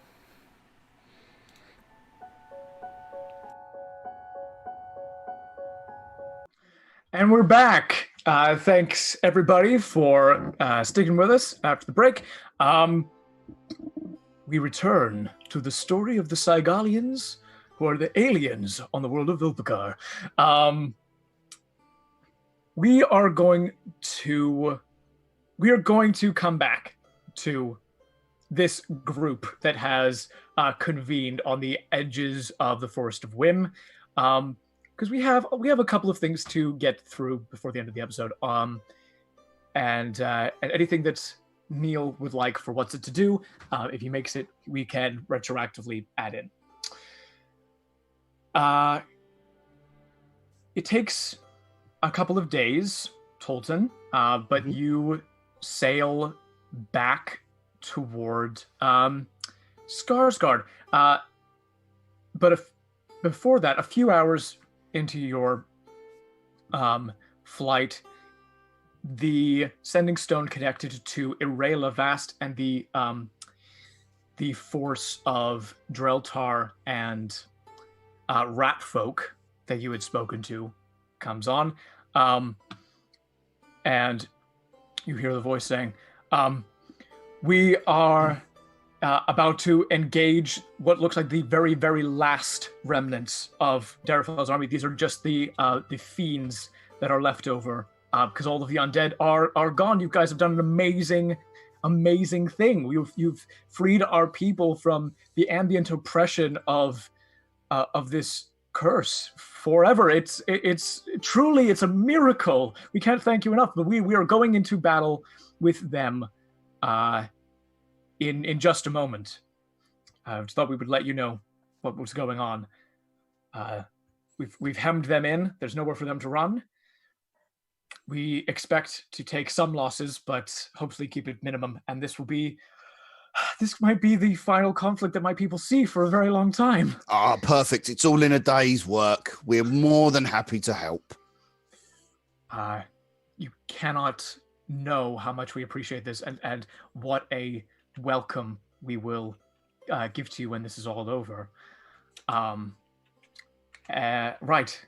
Wish us luck. We're going in. All the very best of luck. But I'm sure you've already got it in the bag.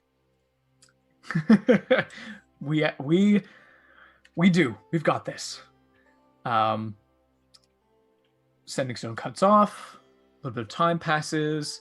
You get another message through, and the message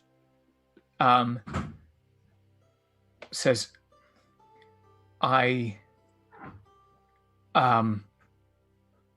give me Gustav. And Gustav takes the thing and asks what's going on. This voice on the other end that you can all hear says, you should listen to what's going on here. The ambient sounds of cheering can be heard. It sounds like victory has come to these people. And you hear somebody say, thank goodness that faceless hunter showed up. It took that one out in one blow. People are going, oh, the Grey Orthodoxy have come into our aid. The Grey Orthodoxy have saved us. And you hear the booming voice of a familiar Vidalcan caught on the message. And the voice booms out and says, by the power of the Grey Orthodoxy, you have all been saved from the curse of Derafel. I, myself, along with my team, managed to infiltrate the very heart of Garazan's lair, slay the fell fiend himself, and break the curse that has afflicted your people for all of this time.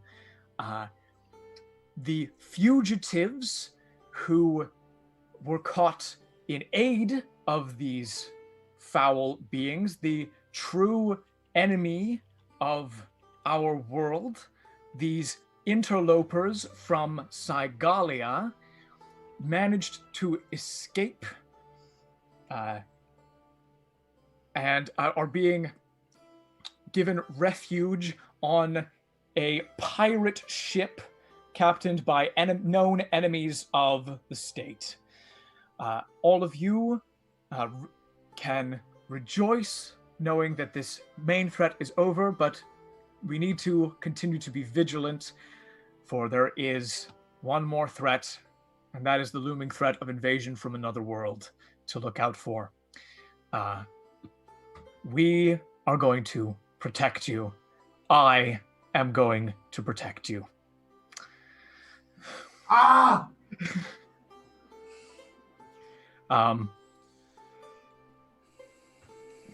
Gustav kicks something very hard. And Erela speaks on the thing to him and says, she's giving you and your team, the Hellhound Raiders, all of the credit for slaying Garazan. It's the Sygalians that she's turning against. And she helped in the fight. She minimized casualties. People are willing to believe it. It's going to be hard, even in the Hive Aura, for the Dreltar to contest this claim. I'm sorry. You are all wanted fugitives.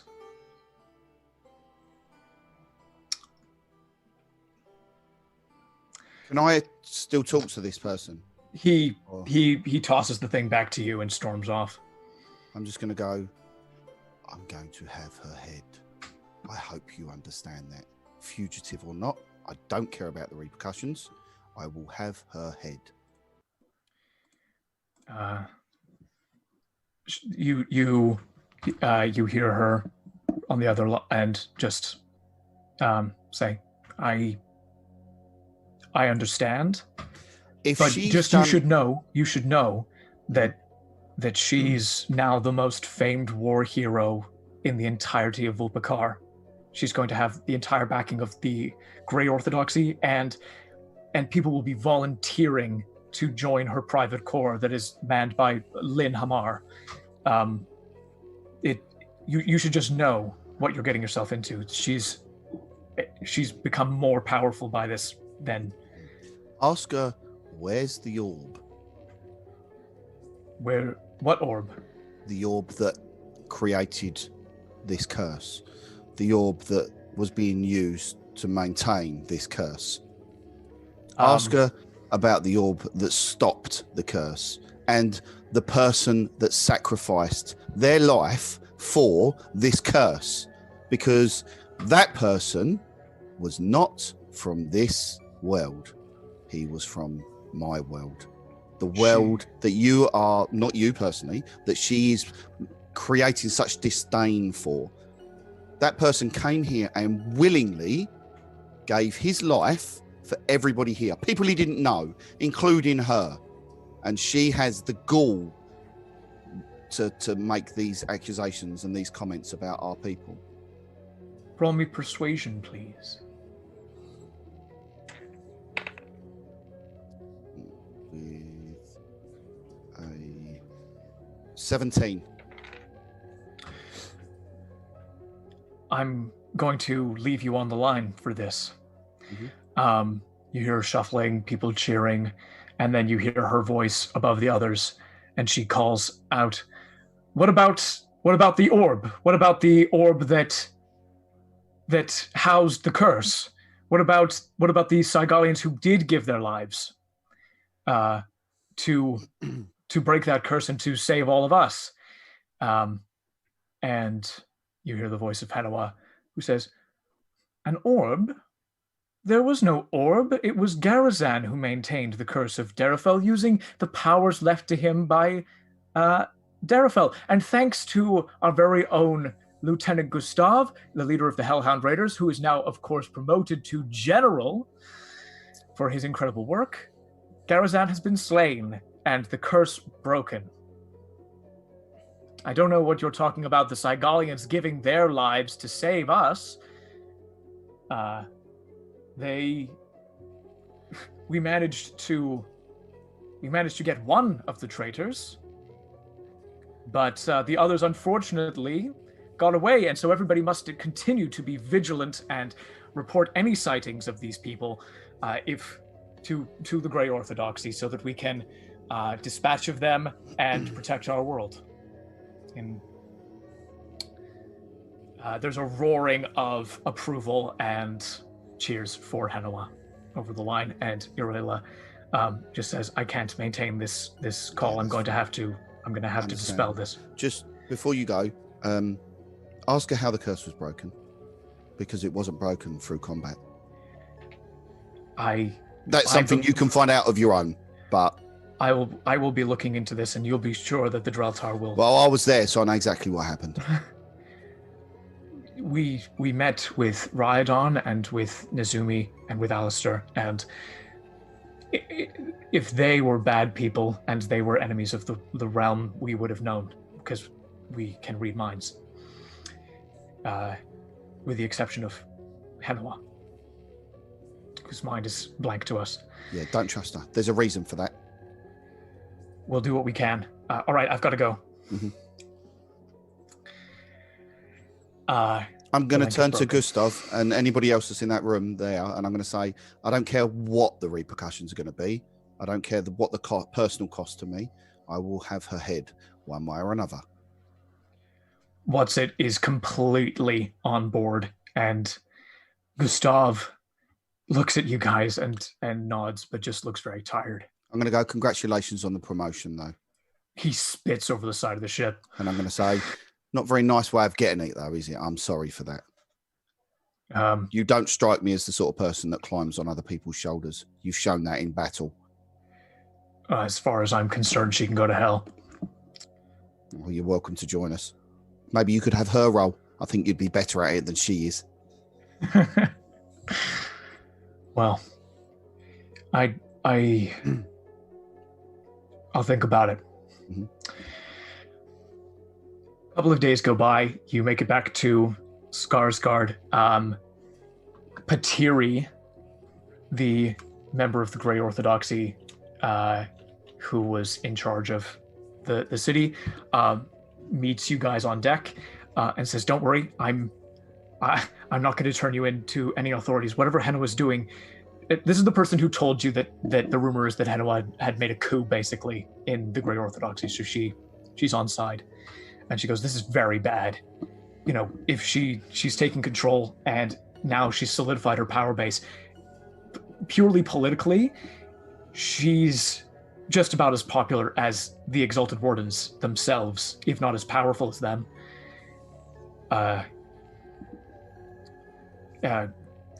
Gustav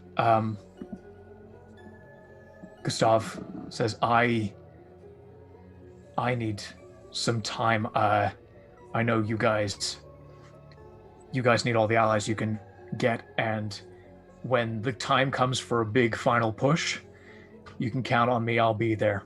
But for now, I need to see the families of my unit and help out. They've given me the title of general, and I've been thinking about it, and I'm going to do whatever I can to try to make people's lives better with the title that I've been given." And so he disembarks. When he gets off, I'm going to say to him, if there's anything that any of us can do for the families of those that were with us, don't hesitate to ask. Don't hesitate to contact us. He nods. I'll contact you. I know Paturi will get in touch. You've got friends here if you ever need a place to land. And good luck hunting that bitch. Oh, she's going to get it. Don't worry about that. Nods. Disembarks.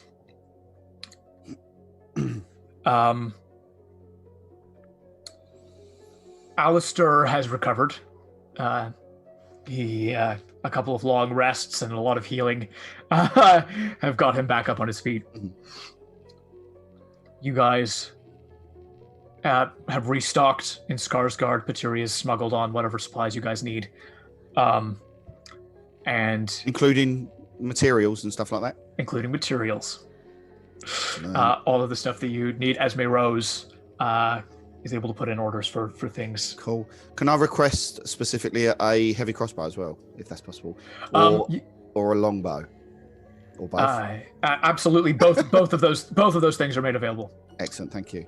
To you guys. Paturi says, "I don't know how I'm going to hide it in the paperwork yet, but you need it, so." I get the bits and I'll make it. It's brilliant.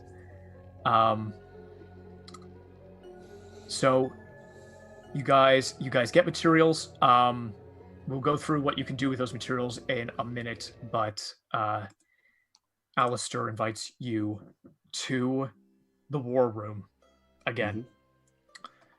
That's not at all the music I wanted.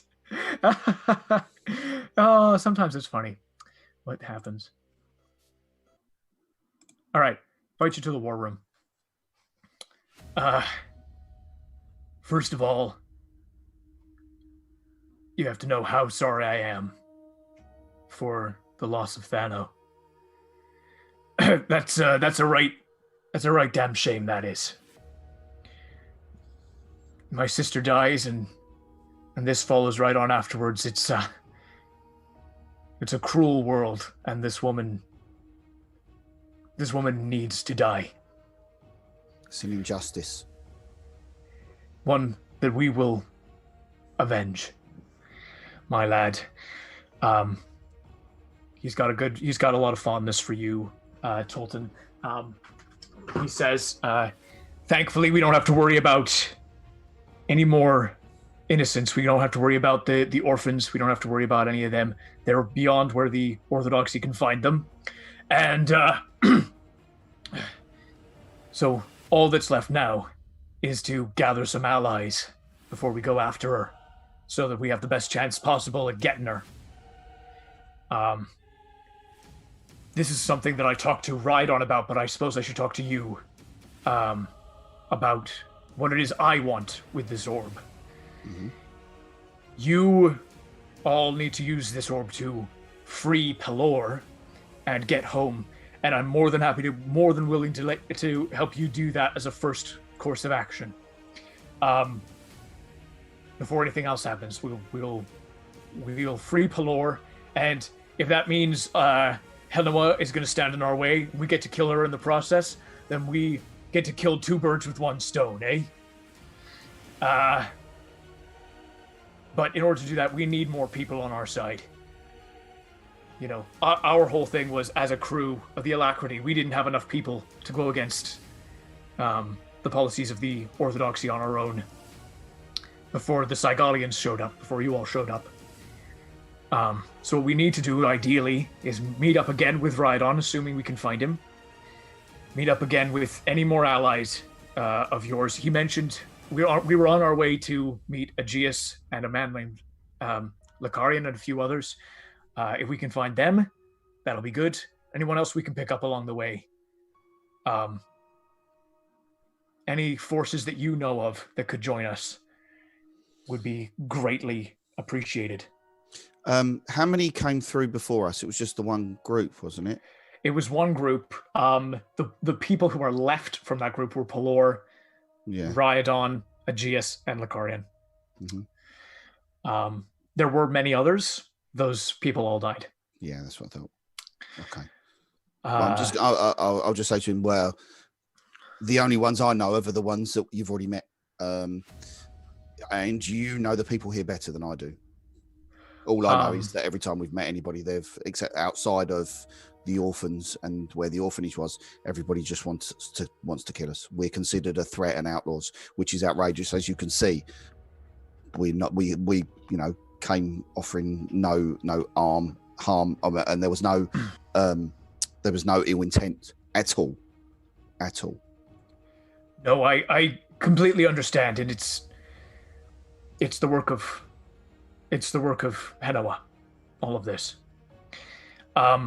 There is another course of action we might consider, which is what Henoa is doing cannot have been run by the Exalted Wardens. She's got to be lying in her reports to them about what's going on. If we can meet one of them, one of the other wardens, and inform them, convince them that Henoa has turned against them, has hijacked their organization, you should join us and be able to dismantle her from the top. But regardless, we're going to need more people. If we're even going to try to approach one of the Exalted Wardens, there will be combat. So as a first course of action, we should try to find those people. Do you mention Thanos' last words? Yeah, I would have told Alistair about those. Yeah. His last words. Brenial, an enemy. Mm-hmm. Free our people from Hidden Realm. Mm-hmm. Alistair and Dust have a look at each other over that. And Alistair goes, Brenial, an enemy? I don't know.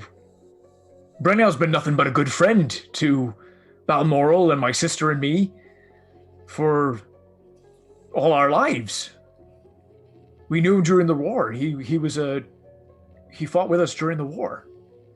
There must be some kind of mistake with that.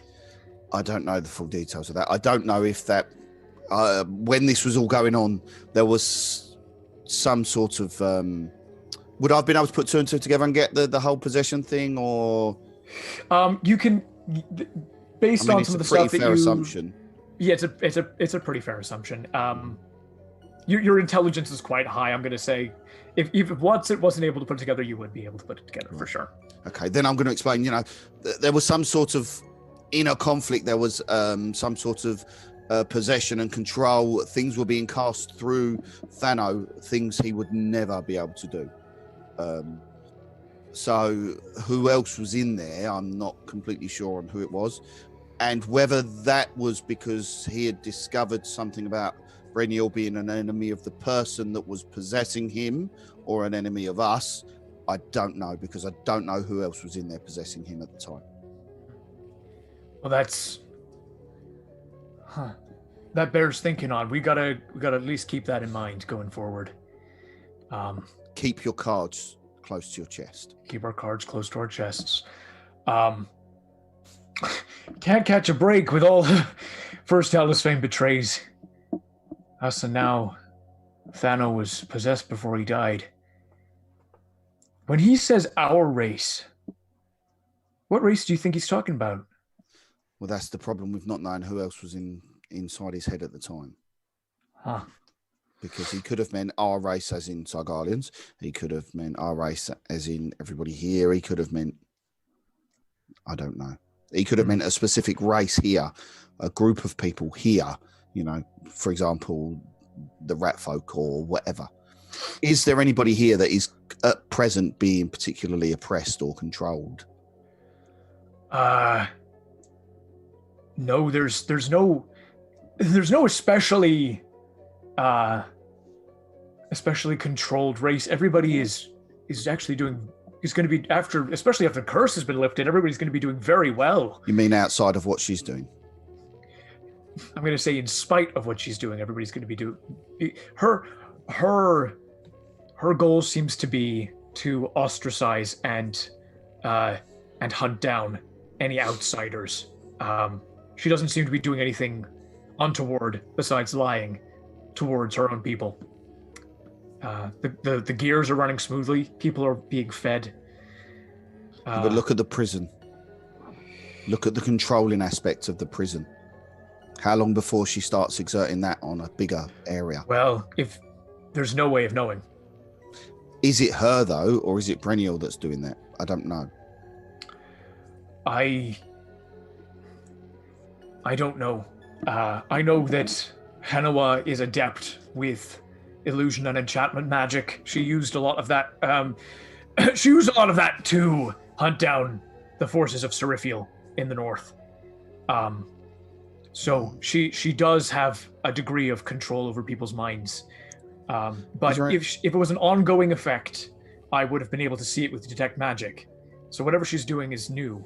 I'm not quite sure what combination of spells she used, or what combination of Aorwen runes and spells she used. That would be the next thing. Is there any way or anybody we could possibly have a conversation with, as it were, that works for her? Conversation with that works for Hanawa? You're not going to find... Well, there's one guy I know who is a bit of a blabbermouth. He's an old friend of mine, actually. He was an old tyke when the war ended. His name's Jeff. He was a guard on Wardell Carr last I heard of him. I don't think we can have a conversation with Jeff.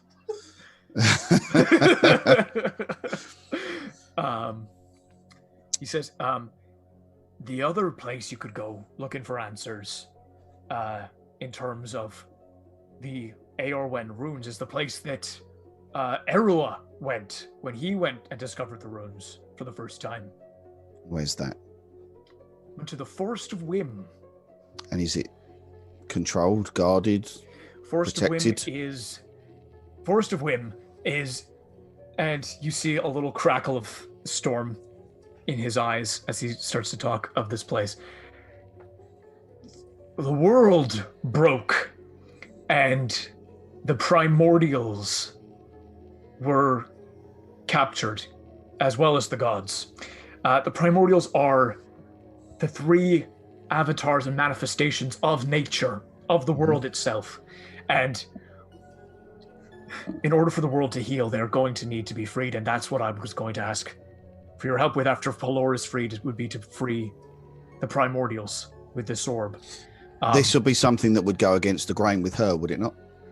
This would go against the grain with everyone, with the Exalted Wardens, because they believe only with their magic can the world be put back together. But I think if the gods are not fighting, the primordials will piece the world back together again.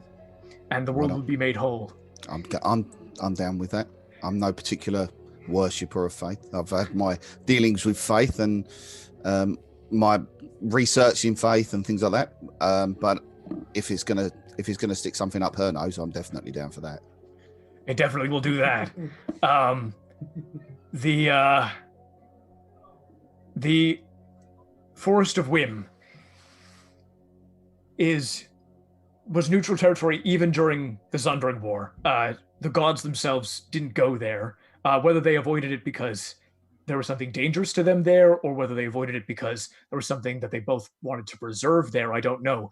But the stories you hear out of the Forest of Whim are of one of the first race is alive there. Absolutely mad. One of the most connected to nature beings there are. There's a tree. A tree. Well, it's a forest. I would expect there to be trees. Not like a normal tree, like one of the first trees. Then are we going there now, or are we getting extra people first? Well, I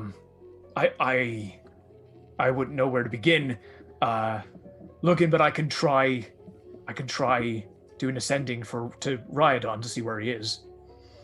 Then we collect any extra people that we can. We find Riodon. I believe there was an elf that had a knife to his throat as well. Maybe she'd be interested in something like that. First time hearing about her. She sounds like she's got spunk. She's definitely got something. She ran off with a horse that had fire on it.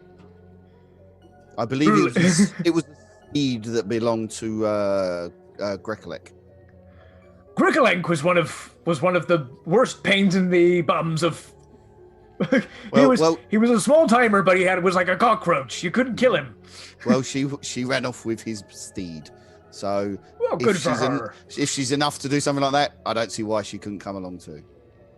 Well, if she's absolutely, we'll have a look and we'll see. Just for the sake of expediency, he gets in contact with you, Riodon. You let him know, I assume, where you are. Yes. And he goes, well, that's a coincidence, isn't it? It's like it's all coming together. It's almost like this was planned by a metaphysical being. And where would that be, I wonder? Absolute craziness. Right. Well, it looks like we're off to the Forest of Whim. And you guys head out on this airship toward the forest.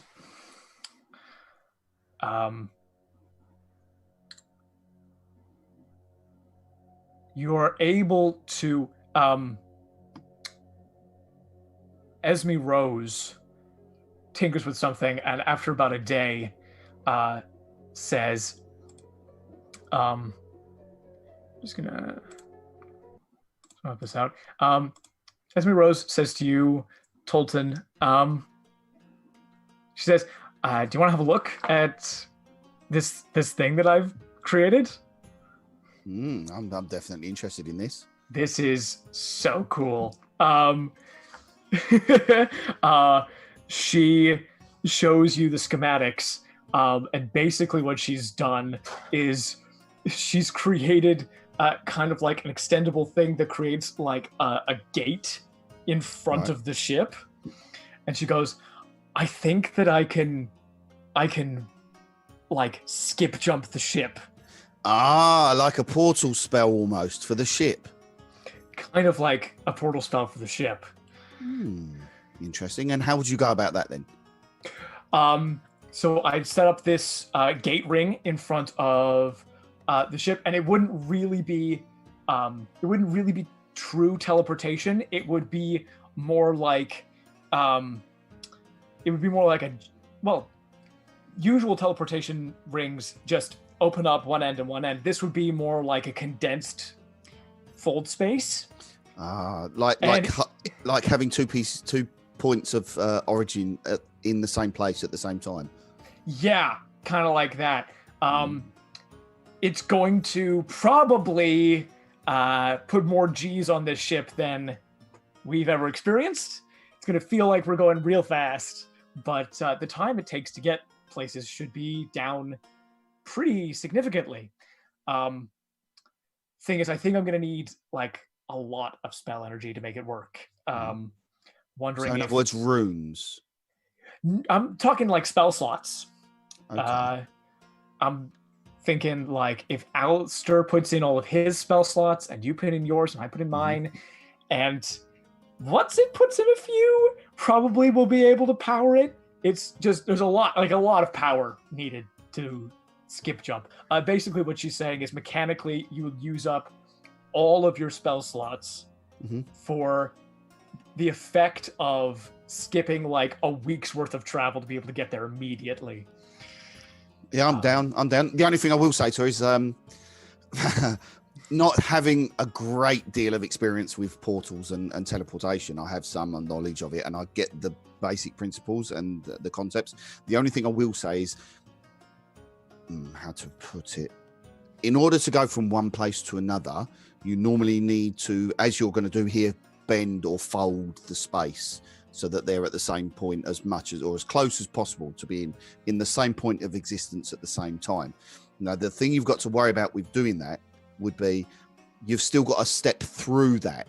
So while stepping through that, there's always that chance that that little tiny thing that you're stepping through could take you somewhere completely unprepared for. Yeah, there is always a chance. And then you come out in a completely different plane. The good thing about this version is that we'll be able to tell before we go through whether we've got a lock on the right place, which is... I'm glad you can do that. I've seen lots of mages do similar things and, well, we've never seen them again. Sometimes mages and honestly, gnomes with advanced technology as well can do some pretty crazy stuff. Yeah. Not that I would do such a thing. Oh, no. Oh, no. Neither of us would be. No, so I've reckless. never tested my own inventions on myself. No. This isn't the 75th ship that I've created. No, I would never deem of such a thing. I didn't crash the last one. Oh, that's everything's gonna be great. That's what schematics are for, and plans and drawings. Exactly. That's why I'd love for you to help me go over my math. And definitely, no problem at all. Be happy to.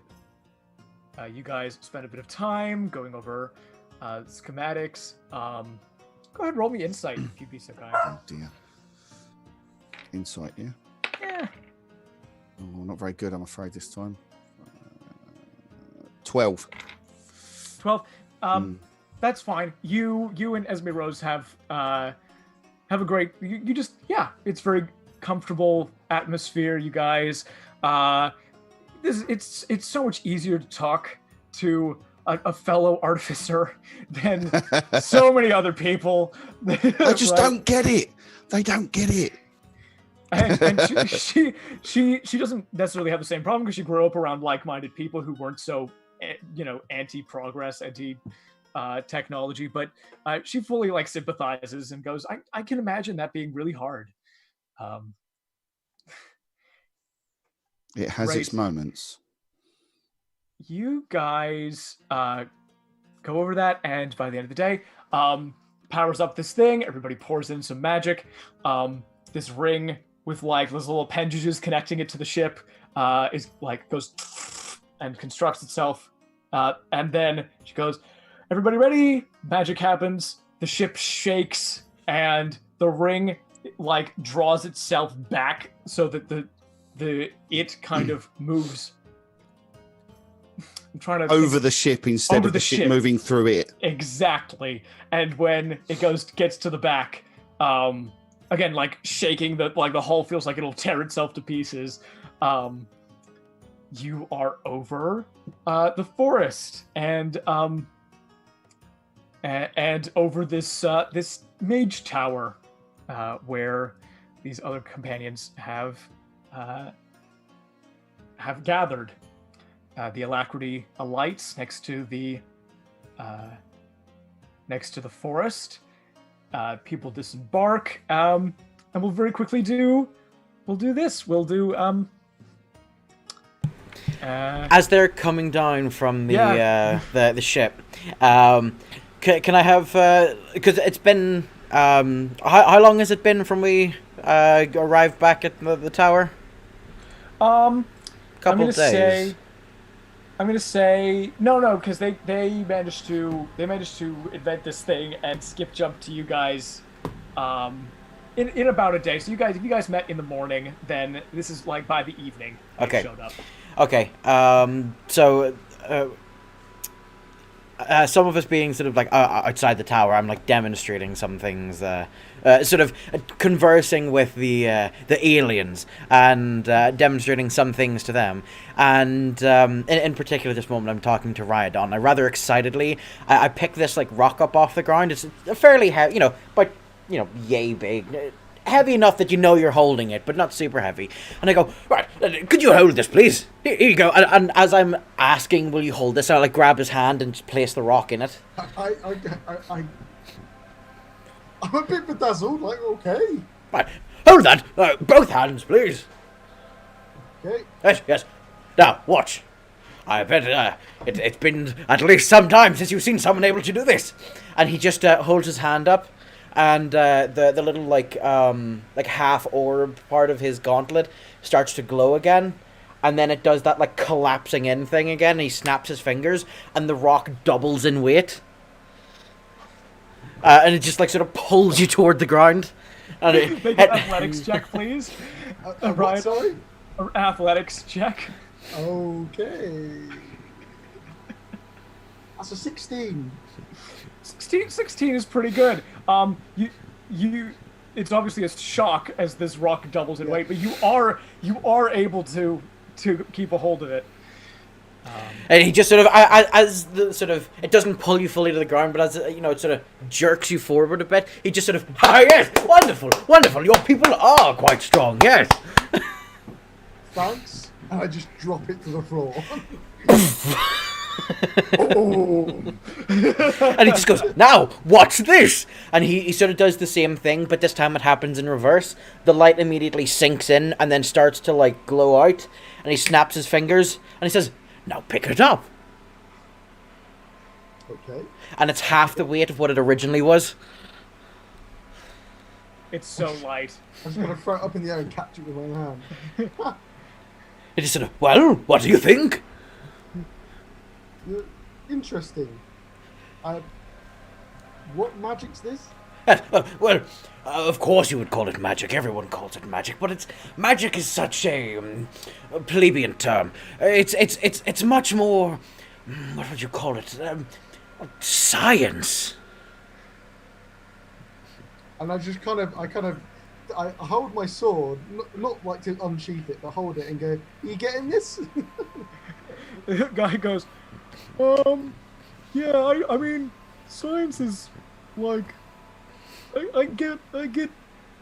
The sword starts to wax philosophical a little bit and goes, science is more like a method of investigation than really anything else. So I suppose if you have sophisticated enough ways of testing it, you could think of magic as science.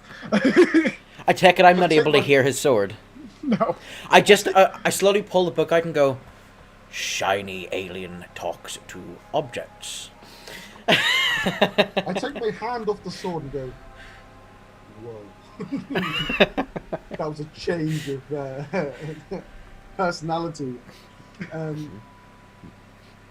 I just relayed back to you exactly what he just said about the science being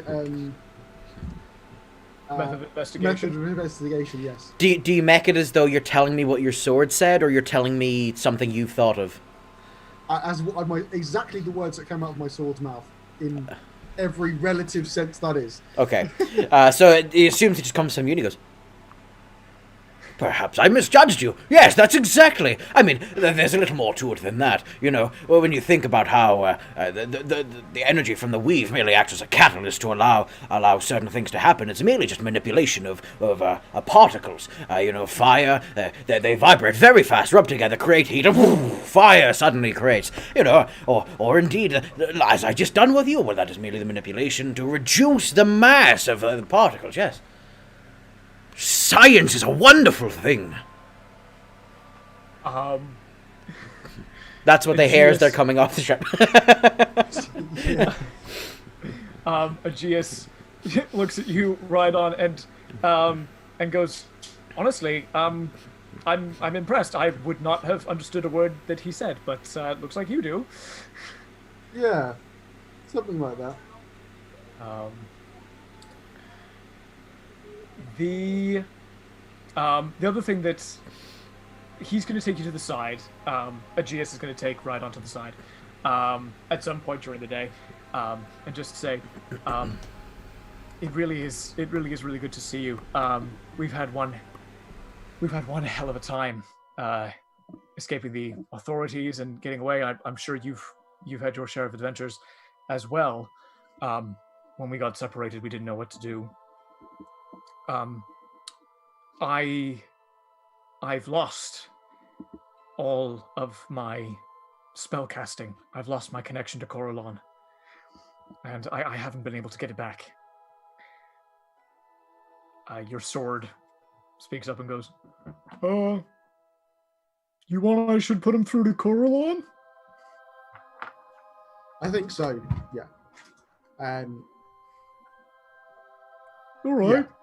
Yeah, I could do that. And Aegeus's eyes go wide, and he looks at his hands and he just goes, how did you do that? I can feel him again. I have my cantrips, little prestidigitations. You know that he is a knowledge cleric. And just looks at you and goes, I don't know what happened to you, Ryodan. You're full of surprises. Yeah. A lot's happened since we've got here. Maybe we should talk about it a bit more. Agreed. Yeah, let's. But not now. Not now. Not now. No. Yeah, it seems like there's a lot, and looks around and goes, as pleasant as the present company is, there are things that two diplomats of the 10 kingdoms of Sygalia should talk about, potentially away from the ears of our companions. I sent word to my sister. The 10 kingdoms. I've ordered my sister. Order is a relative's term. She's my sister. However, she outranks me. I've told her that a non-aggression pact is required. I've seen things for a potential future, which will need everyone there. Are you talking about a potential war with Volpakar? Because I don't know. All I know is something's coming, or something's there already. Something's going to happen. Okay. I saw Gorendia burn, and yeah. Saw Gorendia burn? Yeah. But okay. Could it have been back to the matter at hand? I mean, all what we're doing currently is good. I might request for my sister to send my royal guard through, if we can. I mean, it's a contingency of 49 others.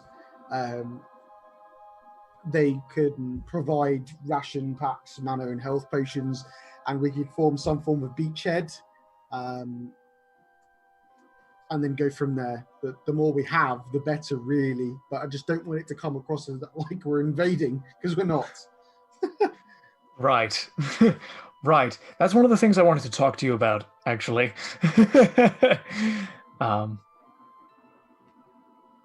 For sure. All right. We'll talk later. And then the ship arrives, and you meet up again with Watsit and with Tolton, Alistair and Dust. Alistair's so glad to see you, right on. And Alistair actually recognizes Olden, and vice versa. These guys would have met. They would know each other. And Alistair just goes, "Is that Olden?" He sort of, his like back's turned at this point. He just sort of, I must be hearing things. I could have swore I just heard. And he turns around and sees him. Alistair! Hey! How are you? He just runs and gives you a big bear hug. Olden fully reciprocates. Alistair, during the war, was a young sorcerer who had helped you with some of your experiments into electromagnetism. And you see that he still has his black sand hand that replaces where he lost one of his arms. He's still got that going. And he just looks at you up and down and he goes, "You disappeared right off the face of the earth and we didn't know what happened to you. Goodness, the Orthodoxy wrote you off. They said you went AWOL." Well, worry not about them. You know what they're like. They're always exaggerating things, terribly so. Dear friend, it's I don't know how this has happened. I don't know how you've come into contact with these others, the Sygalians, but what a happy coincidence. Well, indeed. And actually, there's somebody you should meet. And he just goes, 16! 16! There you are. Alistair, this is Subject 16. Oh, you got another one! Yes, of course. And the rest of them, they just kept poofing. Yes, we were worried about you doing that to animals. Well, as I always said, creatures of the ether aren't technically animals. And we kept saying, but they are sentient. And we had an ongoing, and he turns to everyone else and goes, we had an ongoing discussion about morality when it comes to treating sentient, animalistic beings. Oh, pish-posh, the ends justify the means, Alistair. Well, we've actually just had a conversation about that. Well, I must ask, what are you doing in their company? I assume, obviously, you're here for a reason. And he gets actually quite serious. He says, if you, now that you're here, we could really use your help, Ulden. Henua has taken over the Orthodoxy. And is threatening, wants to kill all outsiders, all of the Sygalians. They want to, we're not sure what the end goal is, but her hatred is coloring what she does, and she killed Sophia.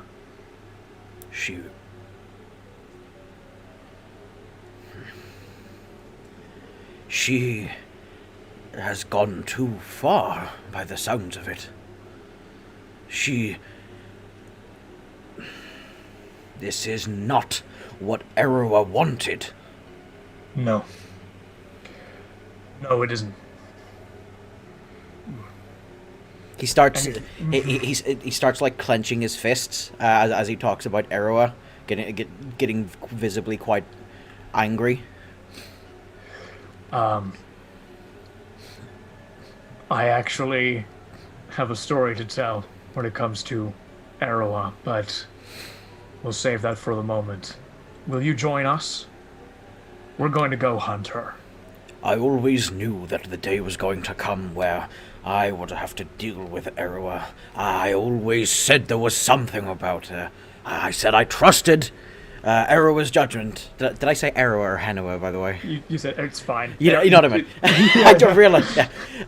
I always trusted Erua's judgment.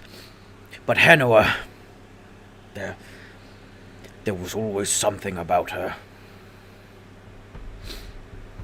And that's what we're going to call it for tonight.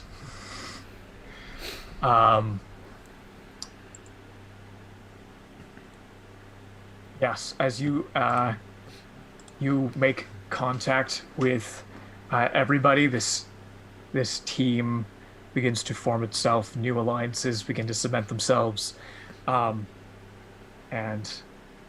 direction for the future begins to solidify.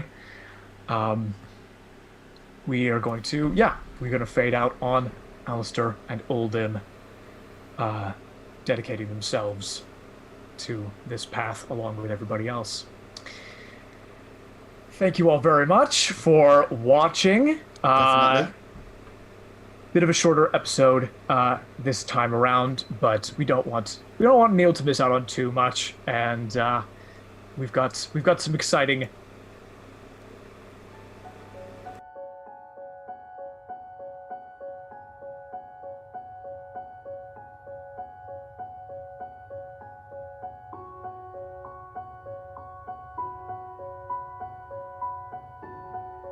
And thank you so much to the NHS and all of the healthcare workers, frontline workers out there who are doing everything they can.